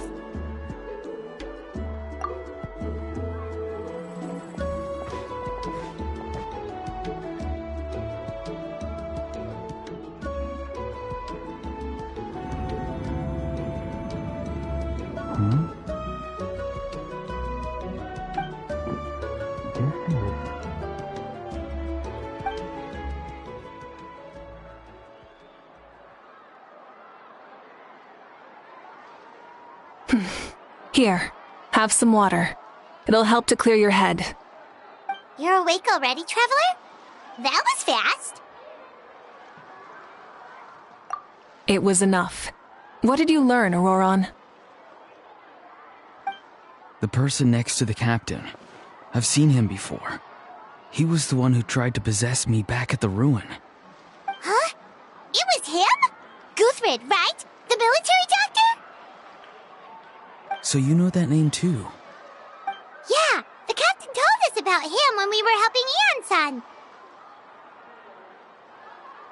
He was the one who developed the draft of lucidity, a drug that could help people with hallucinations. I see. After the battle, I returned to my tribe and began searching through our records of the catastrophe 500 years ago. Even though my encounter with him was brief, I managed to track down some information. The record said he was cold and decisive. Like the captain, he was formidable in battle, but the two upheld very different ideas of justice.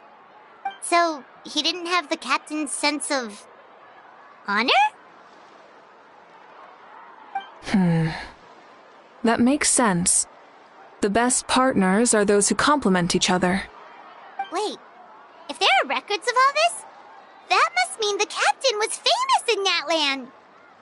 Yes, but unless he brings up his past, few are likely to make the connection between a Fatui harbinger and Thrain, one of Natlan's legendary heroes. Guthred is also a respected figure in our nation. The story of how he sacrificed himself for Natlan is a pretty famous tribal legend. But there's still something I don't understand. I'm the only one who saw him. You shouldn't be able to dream of someone you've never met. And yet, the figure in your dream looked exactly like him. I don't think that's a coincidence. I believe what the traveler saw was Guthred's soul. But didn't he die hundreds of years ago? There's no way his soul could have survived that long. Maybe he found his way to the Night Kingdom for a little bit. No. The Night Kingdom only accepts the souls of Natlan. It's always been that way. The ruler of death likely wanted to prevent the Ode of Resurrection from being abused. When I was with the captain, I could hear something coming from him, souls that were not his own. I heard voices of sorrow and pain, sometimes faint, sometimes strong. Wait, are you saying the captain has had Guthred's soul inside of him all along? That's the part I don't understand. Ordinary people shouldn't be able to carry the souls of others. It's only possible for me because my situation is unique. And even then, you saw what happened. The Lord of the Night's voice triggers a violent reaction in those with fragmented souls. I even checked his soul myself. It's resilient, radiant, and entirely in one piece. Maybe it has something to do with Guthred then. It's very possible.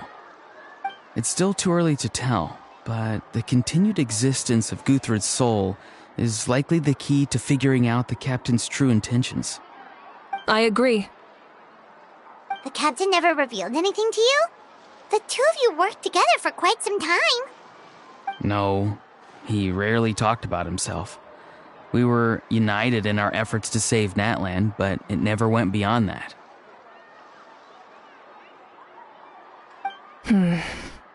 Let's come back to this later. One final step, and we save Natlan for good.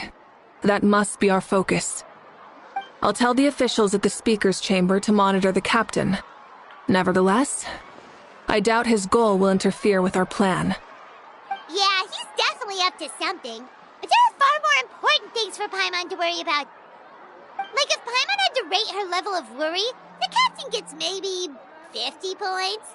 But considering the final battle, you two get at least 2,000! In any case, conjecture will only get us so far. It might be more useful for you to ask the captain directly, Auroron. With any luck, he might just tell you the truth. Huh? Me? Don't tell me you haven't noticed his respect for you. The first of the Fatui Harbingers doesn't work with just anyone. Fortune favors the bold. So if you ask me, posing the question directly is the wiser choice. I'm not so sure, but I'll give it a try. All right, let's head back and enjoy the party.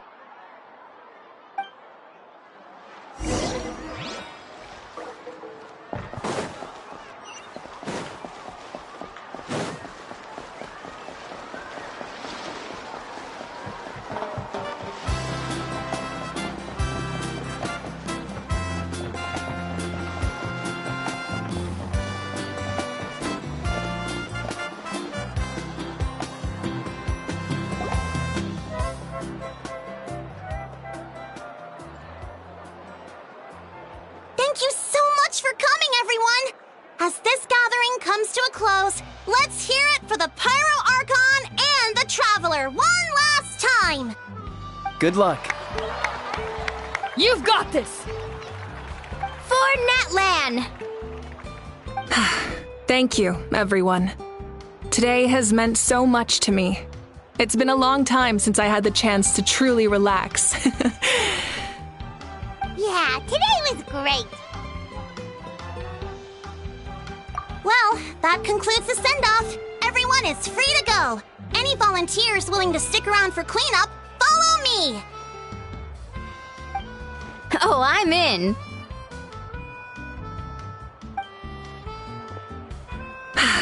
All right, I'm gonna head back to the stadium.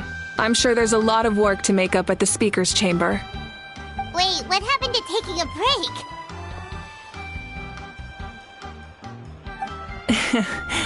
There is no break from the responsibilities of an Archon. Anyone else heading to the stadium? We can go together. Yeah, I'll come.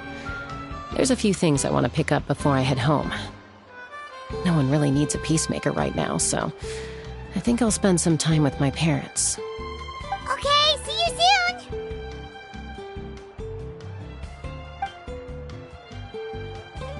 Time for me to head back too. Oh, wait. I should stop by Aoife's place first. I need to make sure he's taking care of my radishes. Of course you do. Well, safe travels. I should also get going. Bye for now, everyone. Oh, wait! Paimon wanted to ask something. Where was the How this whole time? A How's not exactly a good party guest. Unless you prefer parties with less food and more insults. What goes around comes around.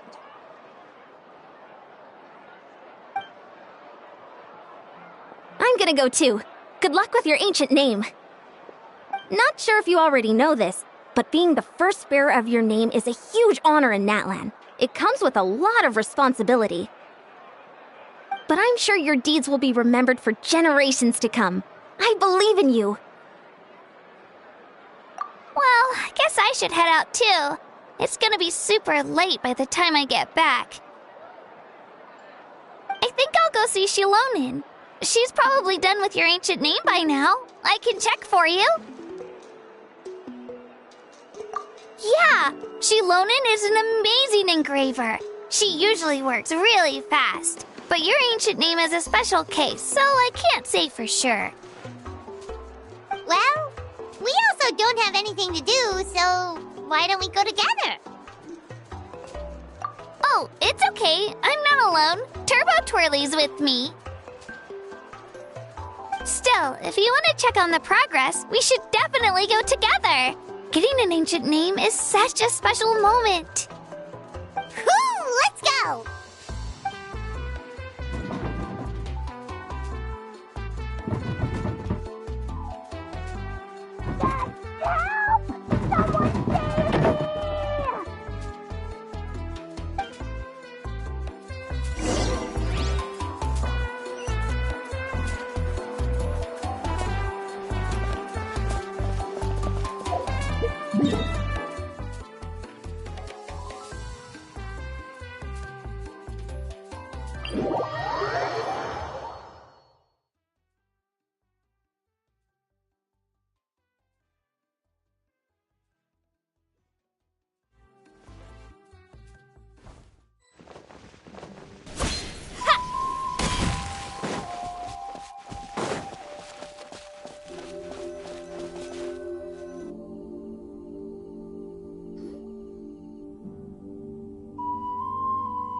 Hey, remember when you first arrived in Natlan? It was still light out, and we traveled on this road together. It was the day before the pilgrimage, and we met up with Kanich and Mualani. Wow, feels like it was just yesterday. Yeah, you saved me from the Night Kingdom, you helped us win that battle against the Abyss, and the final battle is just around the corner.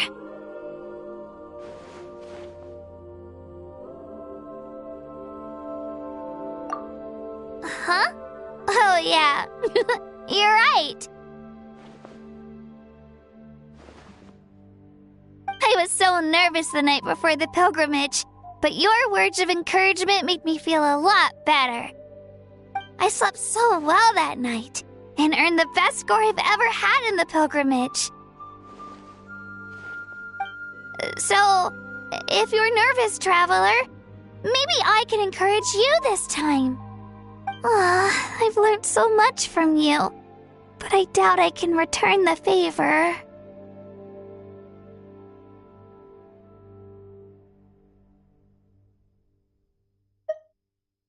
Oh, don't worry, I'll be rooting for you. And if you need help, I'll always be first in line. I bear the ancient name Uthabiti. That means I'll never give up. So, I guess the only piece of advice I can give you is, don't back down. Alright, let's keep going.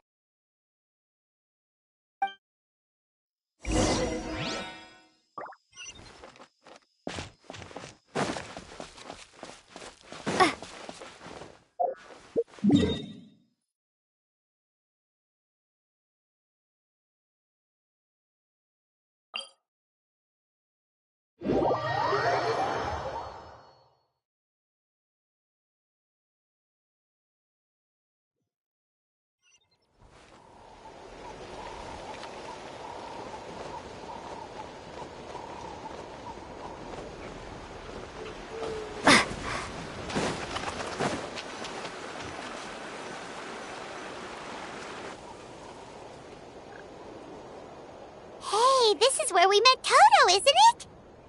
Yeah, but Toto probably won't be able to come back here for a while.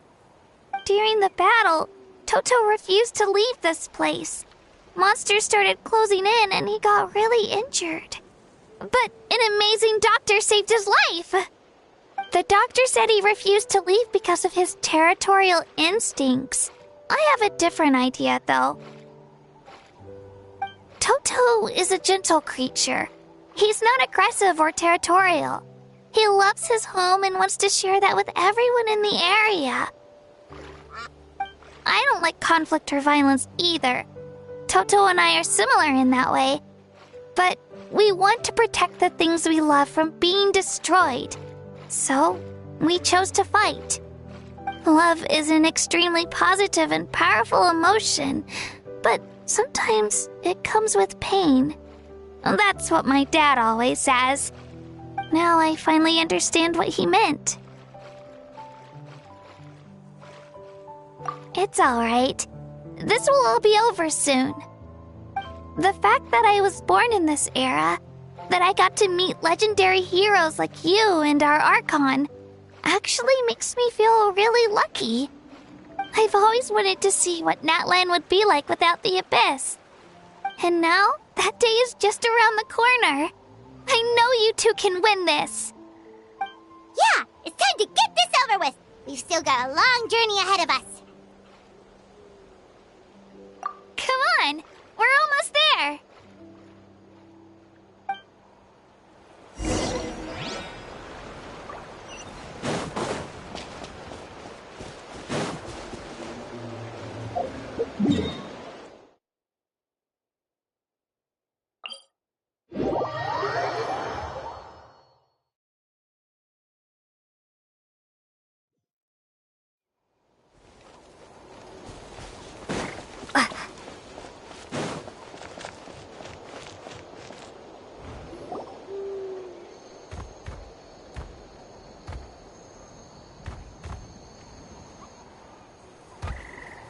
Wait, that's Hanwi. Hey, Hanwi, what are you doing here? Oh, let me introduce you. This is Aya's mom. Hello.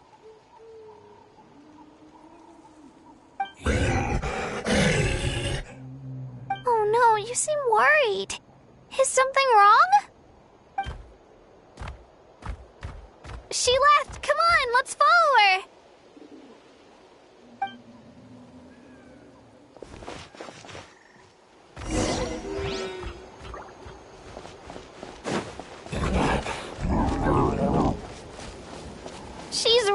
freaking out. What's going on?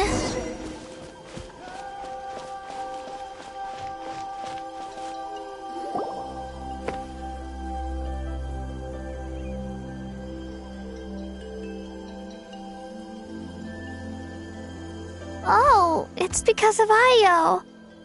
Aw, still no change, huh? Poor thing. Oh, right. You said Io's grandparents died in the battle. Yeah. When the Abyss attacked, Io's entire family fought to defend our tribe.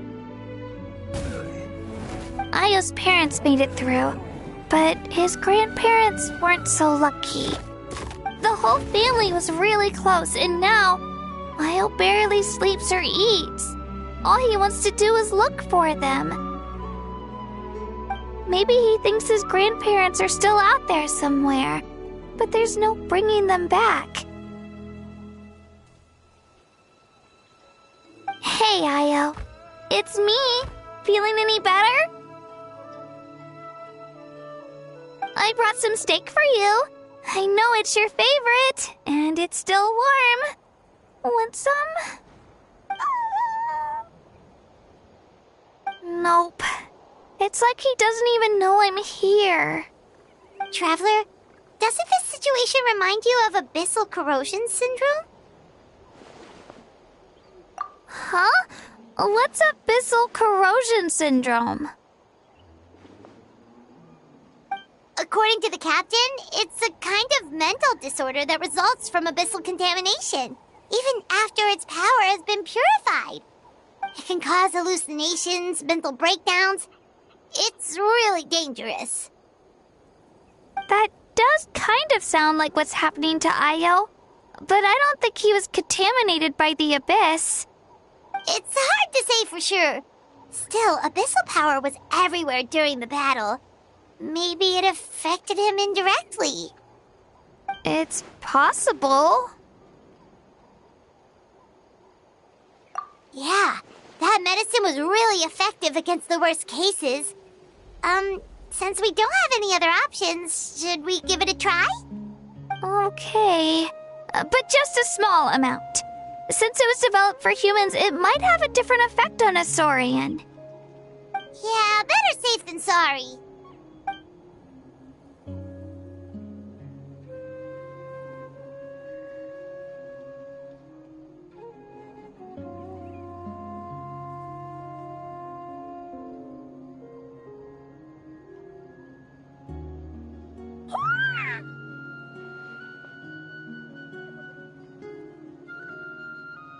You're okay? I'm so relieved! Thank you so much! That medicine is amazing!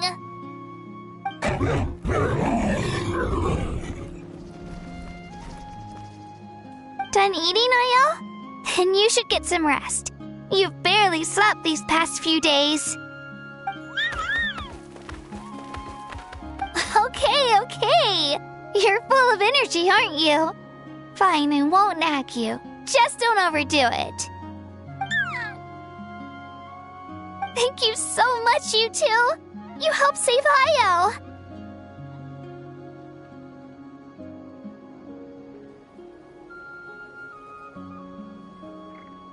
Could you share some of that medicine with me? I want to be able to help someone else if I were to run into a similar situation. Of course. You know, I used to take a lot of things for granted. Growing up, it's easy to think that everything around you will just exist forever. But the battle taught me that very few things in life are permanent. Like this path, for example. It's the same one we walked before, but now the view is completely different. It makes the things we love even more precious. So, I want to do as much as I can to defend my family and friends, so I can move forward without regrets. Actually, that's something I learned from you. You really taught me a lot.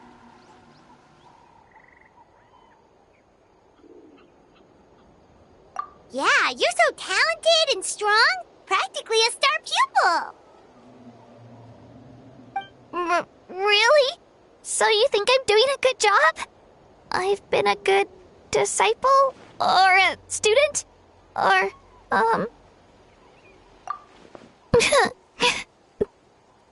Thank you. I won't let you down. I'll train even harder tomorrow. Alright, we're not far from the tribe. Let's go. Bye, Io. Bye, Hanwi. Bye, Onpeo.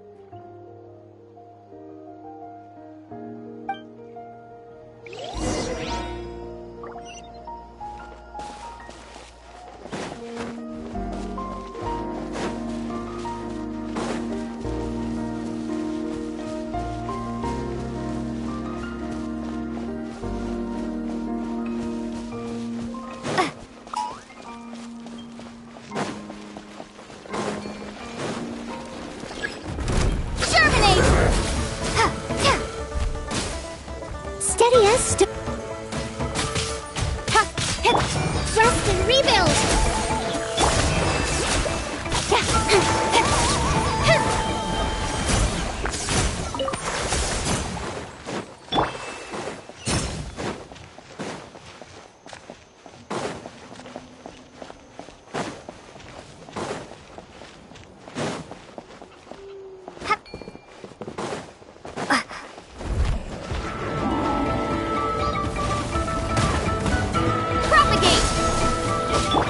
Leave it all to me.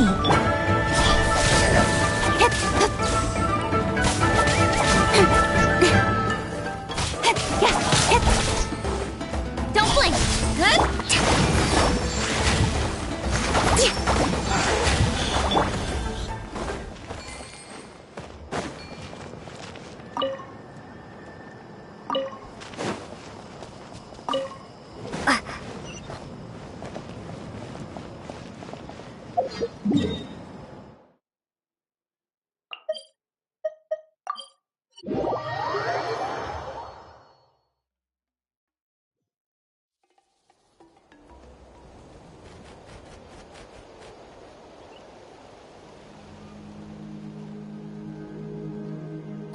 We're here.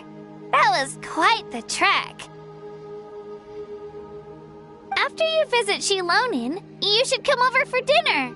You can stay the night, too. I'll help my parents get everything ready. We wouldn't want to impose. Let's see how things go with Shilonin first. Totally up to you. You're always welcome. Bye!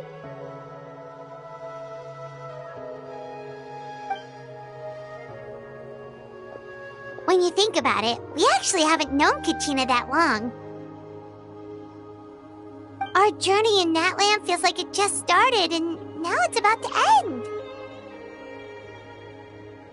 That's true. We'll just have to add them to the itinerary. Alright, time to go check on your ancient name.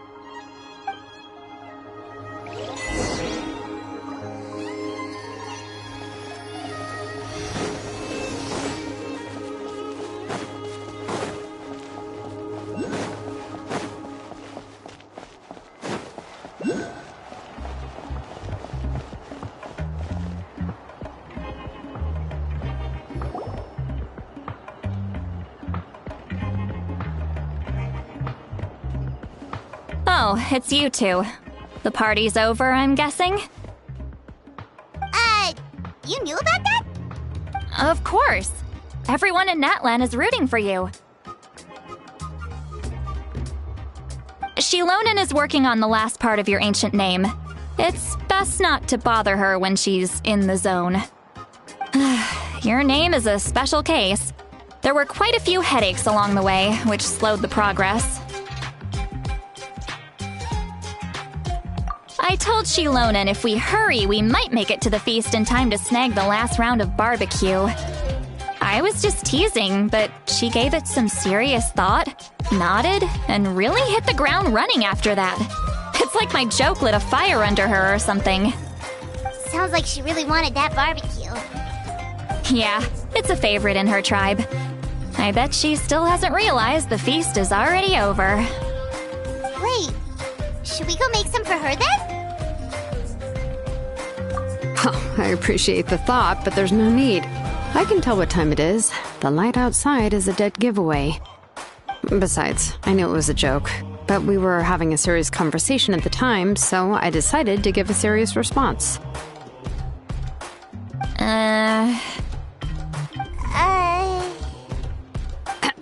Well, anyway, I have something more important to show you. Here, take a look. Wow, it's your ancient name! Tumaini, a name surfaced from the very bottom of the River of Souls. It means hope. A light to guide us through the darkness, like the stars or the moon. It's a perfect fit. Amazing! Does this name come with a cool chant like the others? Of course, but that'll come later. The Traveler is the first bearer of this name. Those words will emerge naturally during her journey. Once you return triumphant from the battle, I'm sure you will have fully understood why the Lord of the Night chose this name for you.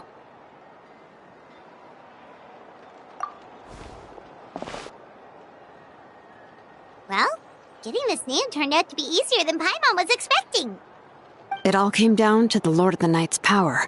This situation is the first of its kind. Heck, I doubt we'll ever get a chance like this again. Imagine receiving that much help from the Lord of the Night only for our most trusted engraver to fail. That would have been so embarrassing for humanity. Well, success was never a question. You just like to make things seem dramatic. It's all those novels you read. Hey, it's not like I wanted you to fail. When you've been alive as long as me, you learn that anything can happen. Okay, it all worked out in the end. Your name was successfully forged, and it passed all my technical tests. But there's still one more step. We need to make sure the name has accepted you, and will function normally in your possession.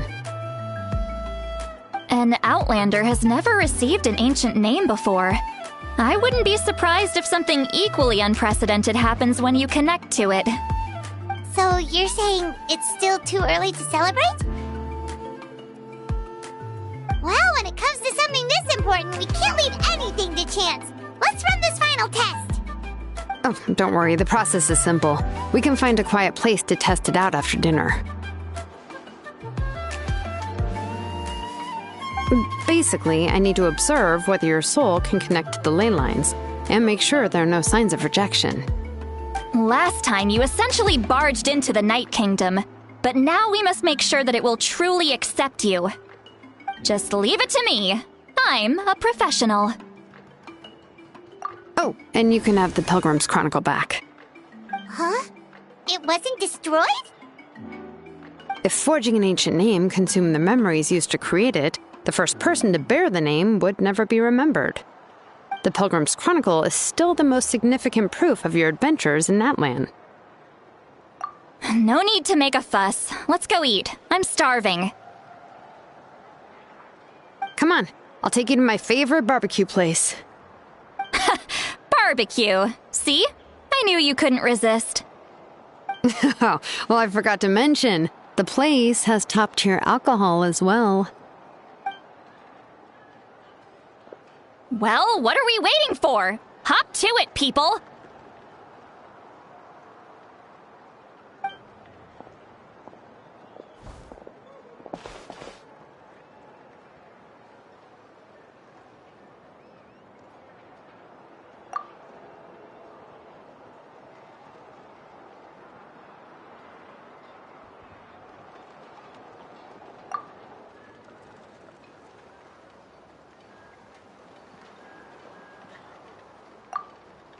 Is something on your mind, Sweet Lolly? You barely had anything to drink at dinner. I didn't think anything could shake me at this age. But the closer we get to the final battle, the more worried I feel. You have an ancient name now, but the Ode of Resurrection only takes effect if you win. And the Pyro Archon's fate is pointing toward death.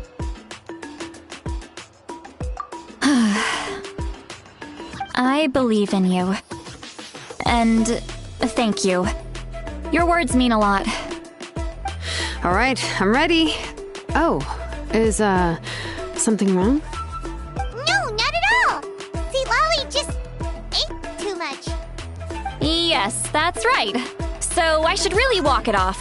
Come on, let's run the final test.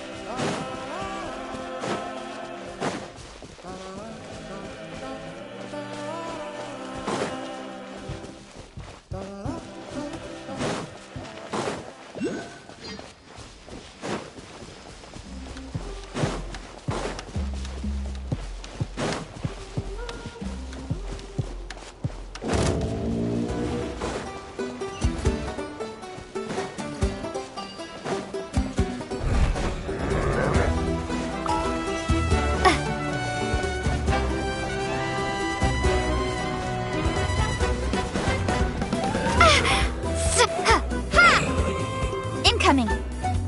Ha, yeah. Allow me. Yeah. With sword comes shadow.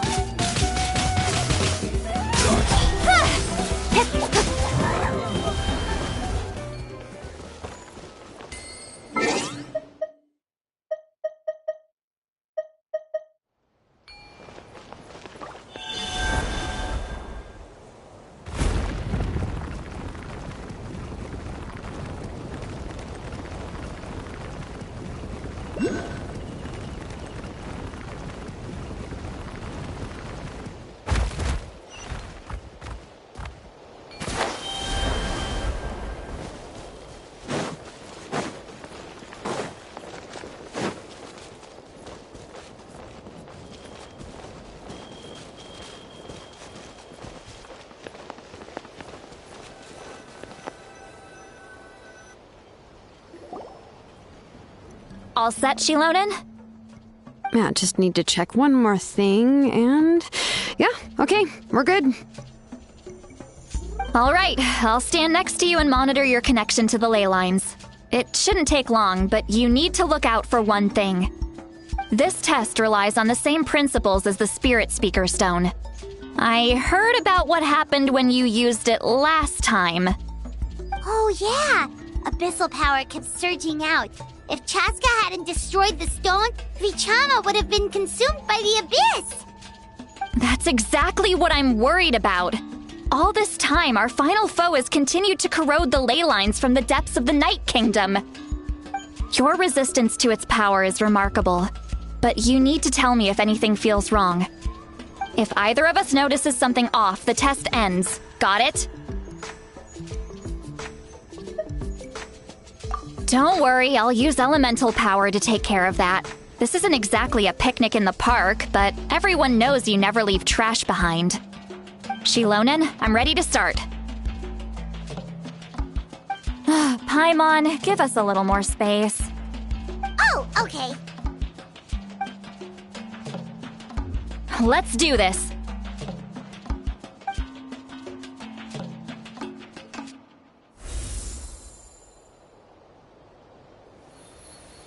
Whoa, that light is beautiful! It's exactly like when we used the Spirit Speaker Stone! Your connection to the ley lines looks good. I can sense the Lord of the Night. Your soul is remarkable. Such a strong presence. even on par with the Lord of the Night. Looks like the Lord of the Night has accepted this name and acknowledged you as its bearer. No surprise there, considering we only got this far because of her. Stable connection to the ley lines, no unexpected fluctuations, both good signs. How do you feel, Traveler? Then it looks like your ancient name is good to go. That's great news.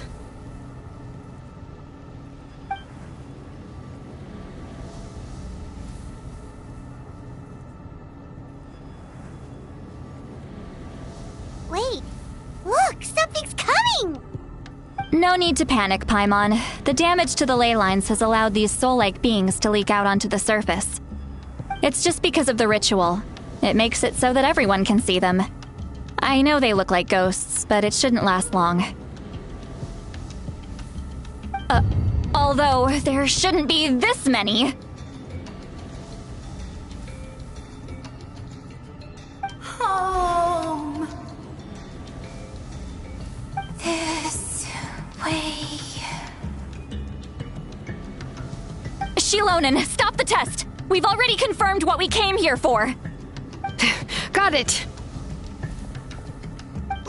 What's going on? I see. It wasn't just escaped souls. The ritual attracted all the souls in the surrounding area.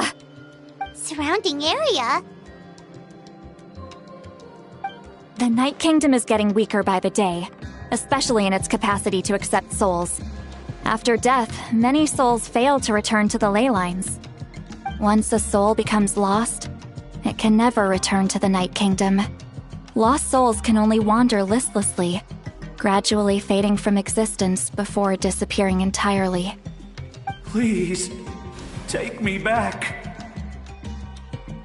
I cannot disappear. So the connection we established to the Night Kingdom, that's what drew them here? Yes. The Traveler's soul is powerful, so the echoes coming back from the Night Kingdom were loud and strong. Some of these souls never made it to the ley lines. Others escaped from the Night Kingdom, and even more don't come from Natlan. Complicated doesn't even begin to describe it. So, they've always been around? We just couldn't see them most of the time? We can try. Returning souls to the ley lines usually requires a complex ritual, but we don't have time for that, and neither do they. That's exactly why my people turned to vessels like Auroron. He has a remarkable ability to perceive souls. Even after the failed ceremony, he made it his mission to travel around Natlan and return as many souls as possible. But most of the time, having the ability to perceive souls means watching them wither in agony. Completely powerless to stop it. So you're saying there will always be those that we can't save? That's right. But saving some is still better than saving none at all. After all, souls that disappear can never be reborn. That has to be true loneliness. The knowledge that you've been abandoned by the world, even in death. Yeah, we should try to save whoever we can!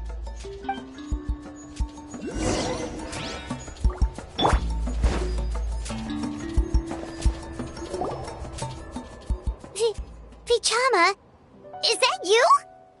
Oh, I know you. I didn't think we would meet again, especially like this. Using the Spirit Speaker Stone meant so much to me. Thank you, Citlali. I finally had the chance to say that in person. Enough of that. What happened to you? Wait, you're from the Scions of the Canopy? During the battle, your tribe was... It's okay. The battle finally gave me the chance to fulfill my dream. Back then, I missed my chance at the Night Warden Wars. I wasn't about to let that happen twice. I scouted the location and direction of the attacks, so I could tell Chief Wyna the safest way to evacuate. Those with grappling hooks escaped through the air. Everyone else banded together on the ground to break through the front. But people needed information, so I stayed behind until the very end. Oh, you're a true hero. Thank you, but that's not why I did it. I did it for the future of my tribe and the future of Natlan. The battle gave me back my sense of purpose. That's all I wanted.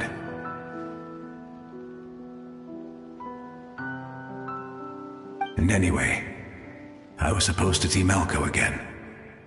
I thought we would witness Natlan's rebirth together. But the Night Kingdom rejected me. Even though you're a hero of Natlan? How could that happen? I'm sorry. The Lord of the Night didn't do it on purpose, I can promise you that. The ley lines are in terrible shape. Even the Ode of Resurrection is no longer working like it should. I know. She can't help it, right? I get it. It just feels like fate is mocking me. Even in death, I won't ever get to be with Malco again. No, it hasn't been long since the battle. The door to the Night Kingdom should still be open to you. Give me some time. I'll think of something. Is that even possible? It doesn't matter. I have to try. A hero of Natlan deserves a better fate than this.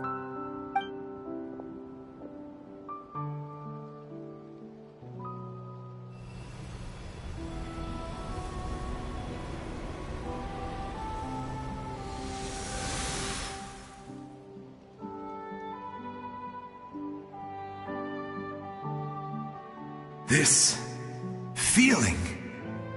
Is this the Night Kingdom? Looks like this method worked on you. Thank you. Thank you so much. People don't always have the nicest things to say about you, but shows what they know. That's a given. I hope you come back to us soon, Vichama. If I may, what about the others? Can you save them too?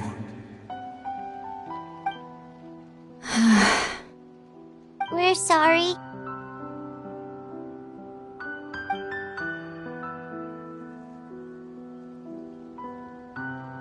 Don't apologize. You're doing everything you can. This isn't anyone's fault. Let this land bear witness to my final wish for this world. From now on, may every soul in Natlan find haven and home. I promise you, Vichama. I will not abandon the ley lines to their fate. Thank you. People like you are the true heroes. Goodbye.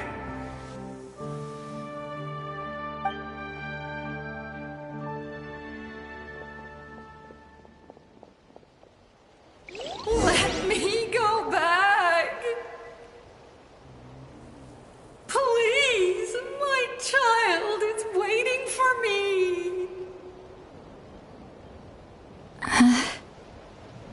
I'm sorry. Too much time has passed. There's nothing I can do. Nothing you can do? Oh, is this the punishment I deserve?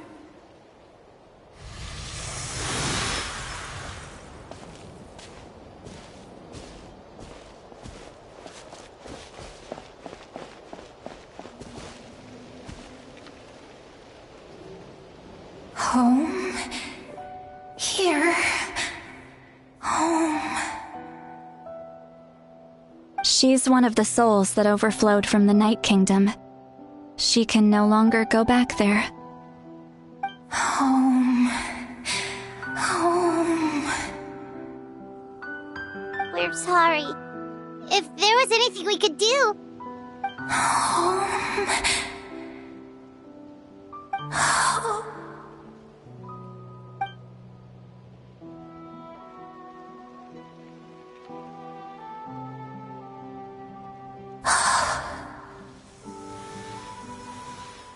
She's at her limit.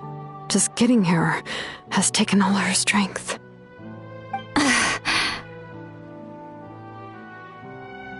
Let me go back. Let me go. The Night Kingdom isn't responding. That means its doors are closed. I fought my entire life. I believed the Lord of the Night would.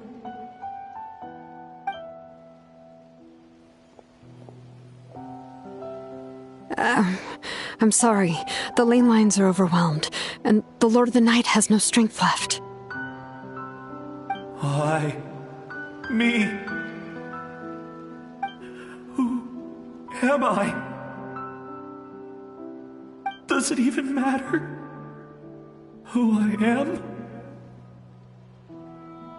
Of course you matter! Wait! Absolute helplessness. That's what he felt in his final moments. I could sense it. I'm sorry.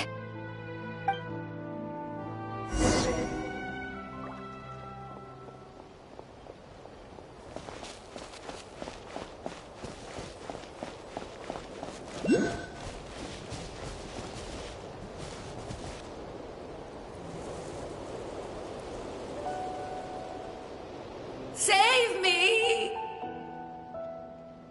Don't worry. I can help you. Just hold on.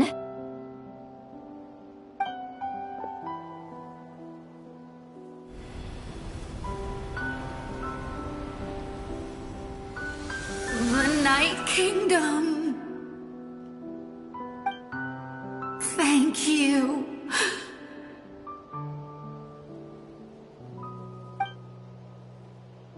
Oh, you must be from the Masters of the Night Wind.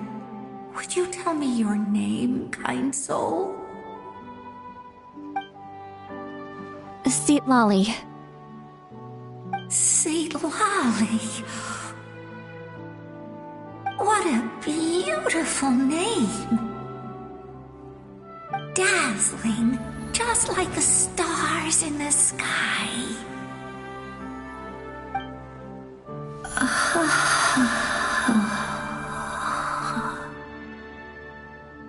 I can't disappear!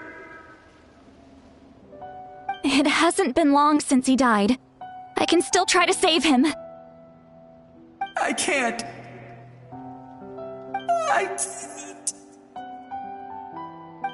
can't. Watch out, Sea Lolly! The Abyss is corrupting him! Disappearing. You are.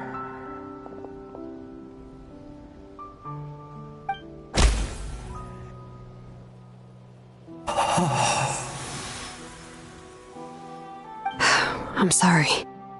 The Abyss has corrupted his soul from the inside. Even if we could send him back to the Night Kingdom, it would only make the situation worse. I know. If we were just a little quicker, we could have stripped away its power. But it's too late. Let's go check on the others.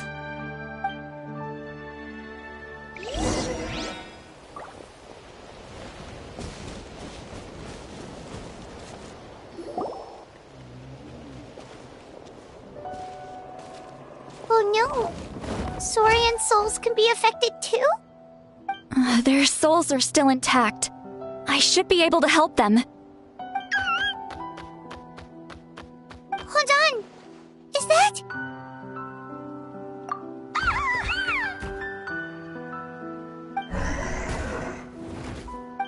That's right. I recognize him, and the two souls next to him should be his grandparents. Kachina told me about what happened. Well, it all makes sense now. Io could barely sleep or eat because he sensed the presence of his grandparents. That must be why he looks so happy right now. They're finally reunited.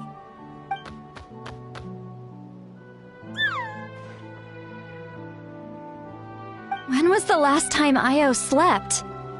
From what Kachina said, it's been a while. He hasn't been doing so hot lately. But now that he's seen his grandparents again, he looks completely at ease. Kachina's taken me to meet Io before. He's always been such an energetic little Saurian. If he didn't want to sleep, even his parents couldn't make him. But whenever his grandparents started to sing to him, he would fall asleep in no time. I think it's a song from when Io's father was a baby, or even before then. That's amazing! Io was so restless earlier, and now he's completely calm!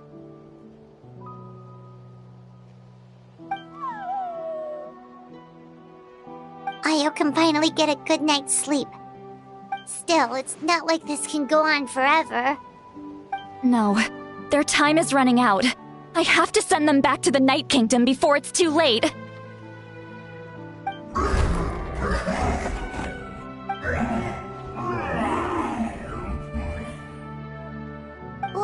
What's wrong with them? They got super angry all of a sudden. They don't want to go. I know you don't want to leave Io, but you can't stay here. You're running out of time. If you don't go back to the Night Kingdom now, you'll disappear in a few days.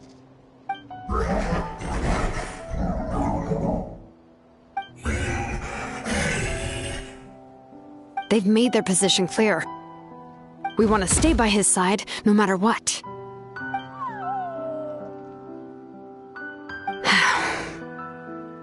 We should respect their decision. I don't want to leave them to that fate. But if this is what they want, then I can't separate them. What fate? You mean like the other lost souls?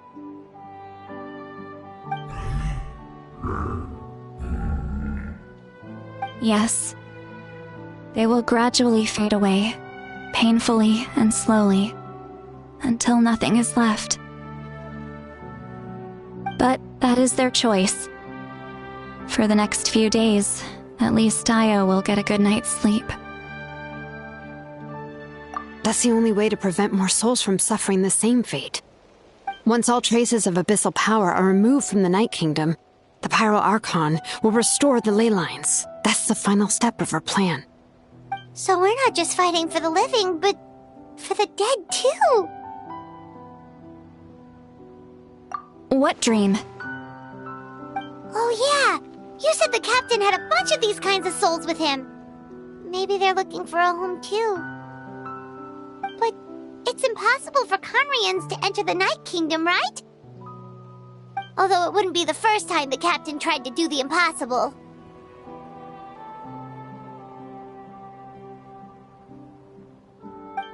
Even in its fully functional state, the Night Kingdom can't accept foreign souls. It's completely isolated from the ley lines of other nations. In theory, that means Conrian souls shouldn't be drawn to the presence of the Night Kingdom. Something strange is going on. One thing's for sure. It seems like the captain wants to help these souls. Well, he usually keeps his cards close to his chest. If we want to know what he's up to, we just have to wait for him to act. Anyway, let's focus on the final battle. That's the most important thing right now.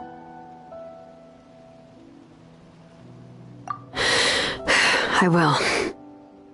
Good or bad, happy or cruel, we always have to face the truth. Reality doesn't change just because we choose not to face it. I just wish I could have done more. So many souls, and I could barely help. I'm so sorry. Hey, don't apologize. None of this was your fault. I guess you're right.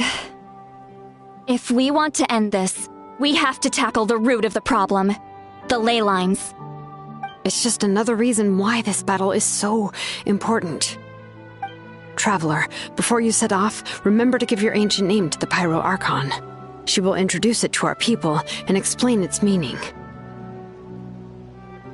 And then, the rest is up to you. And don't forget, we're all cheering for you.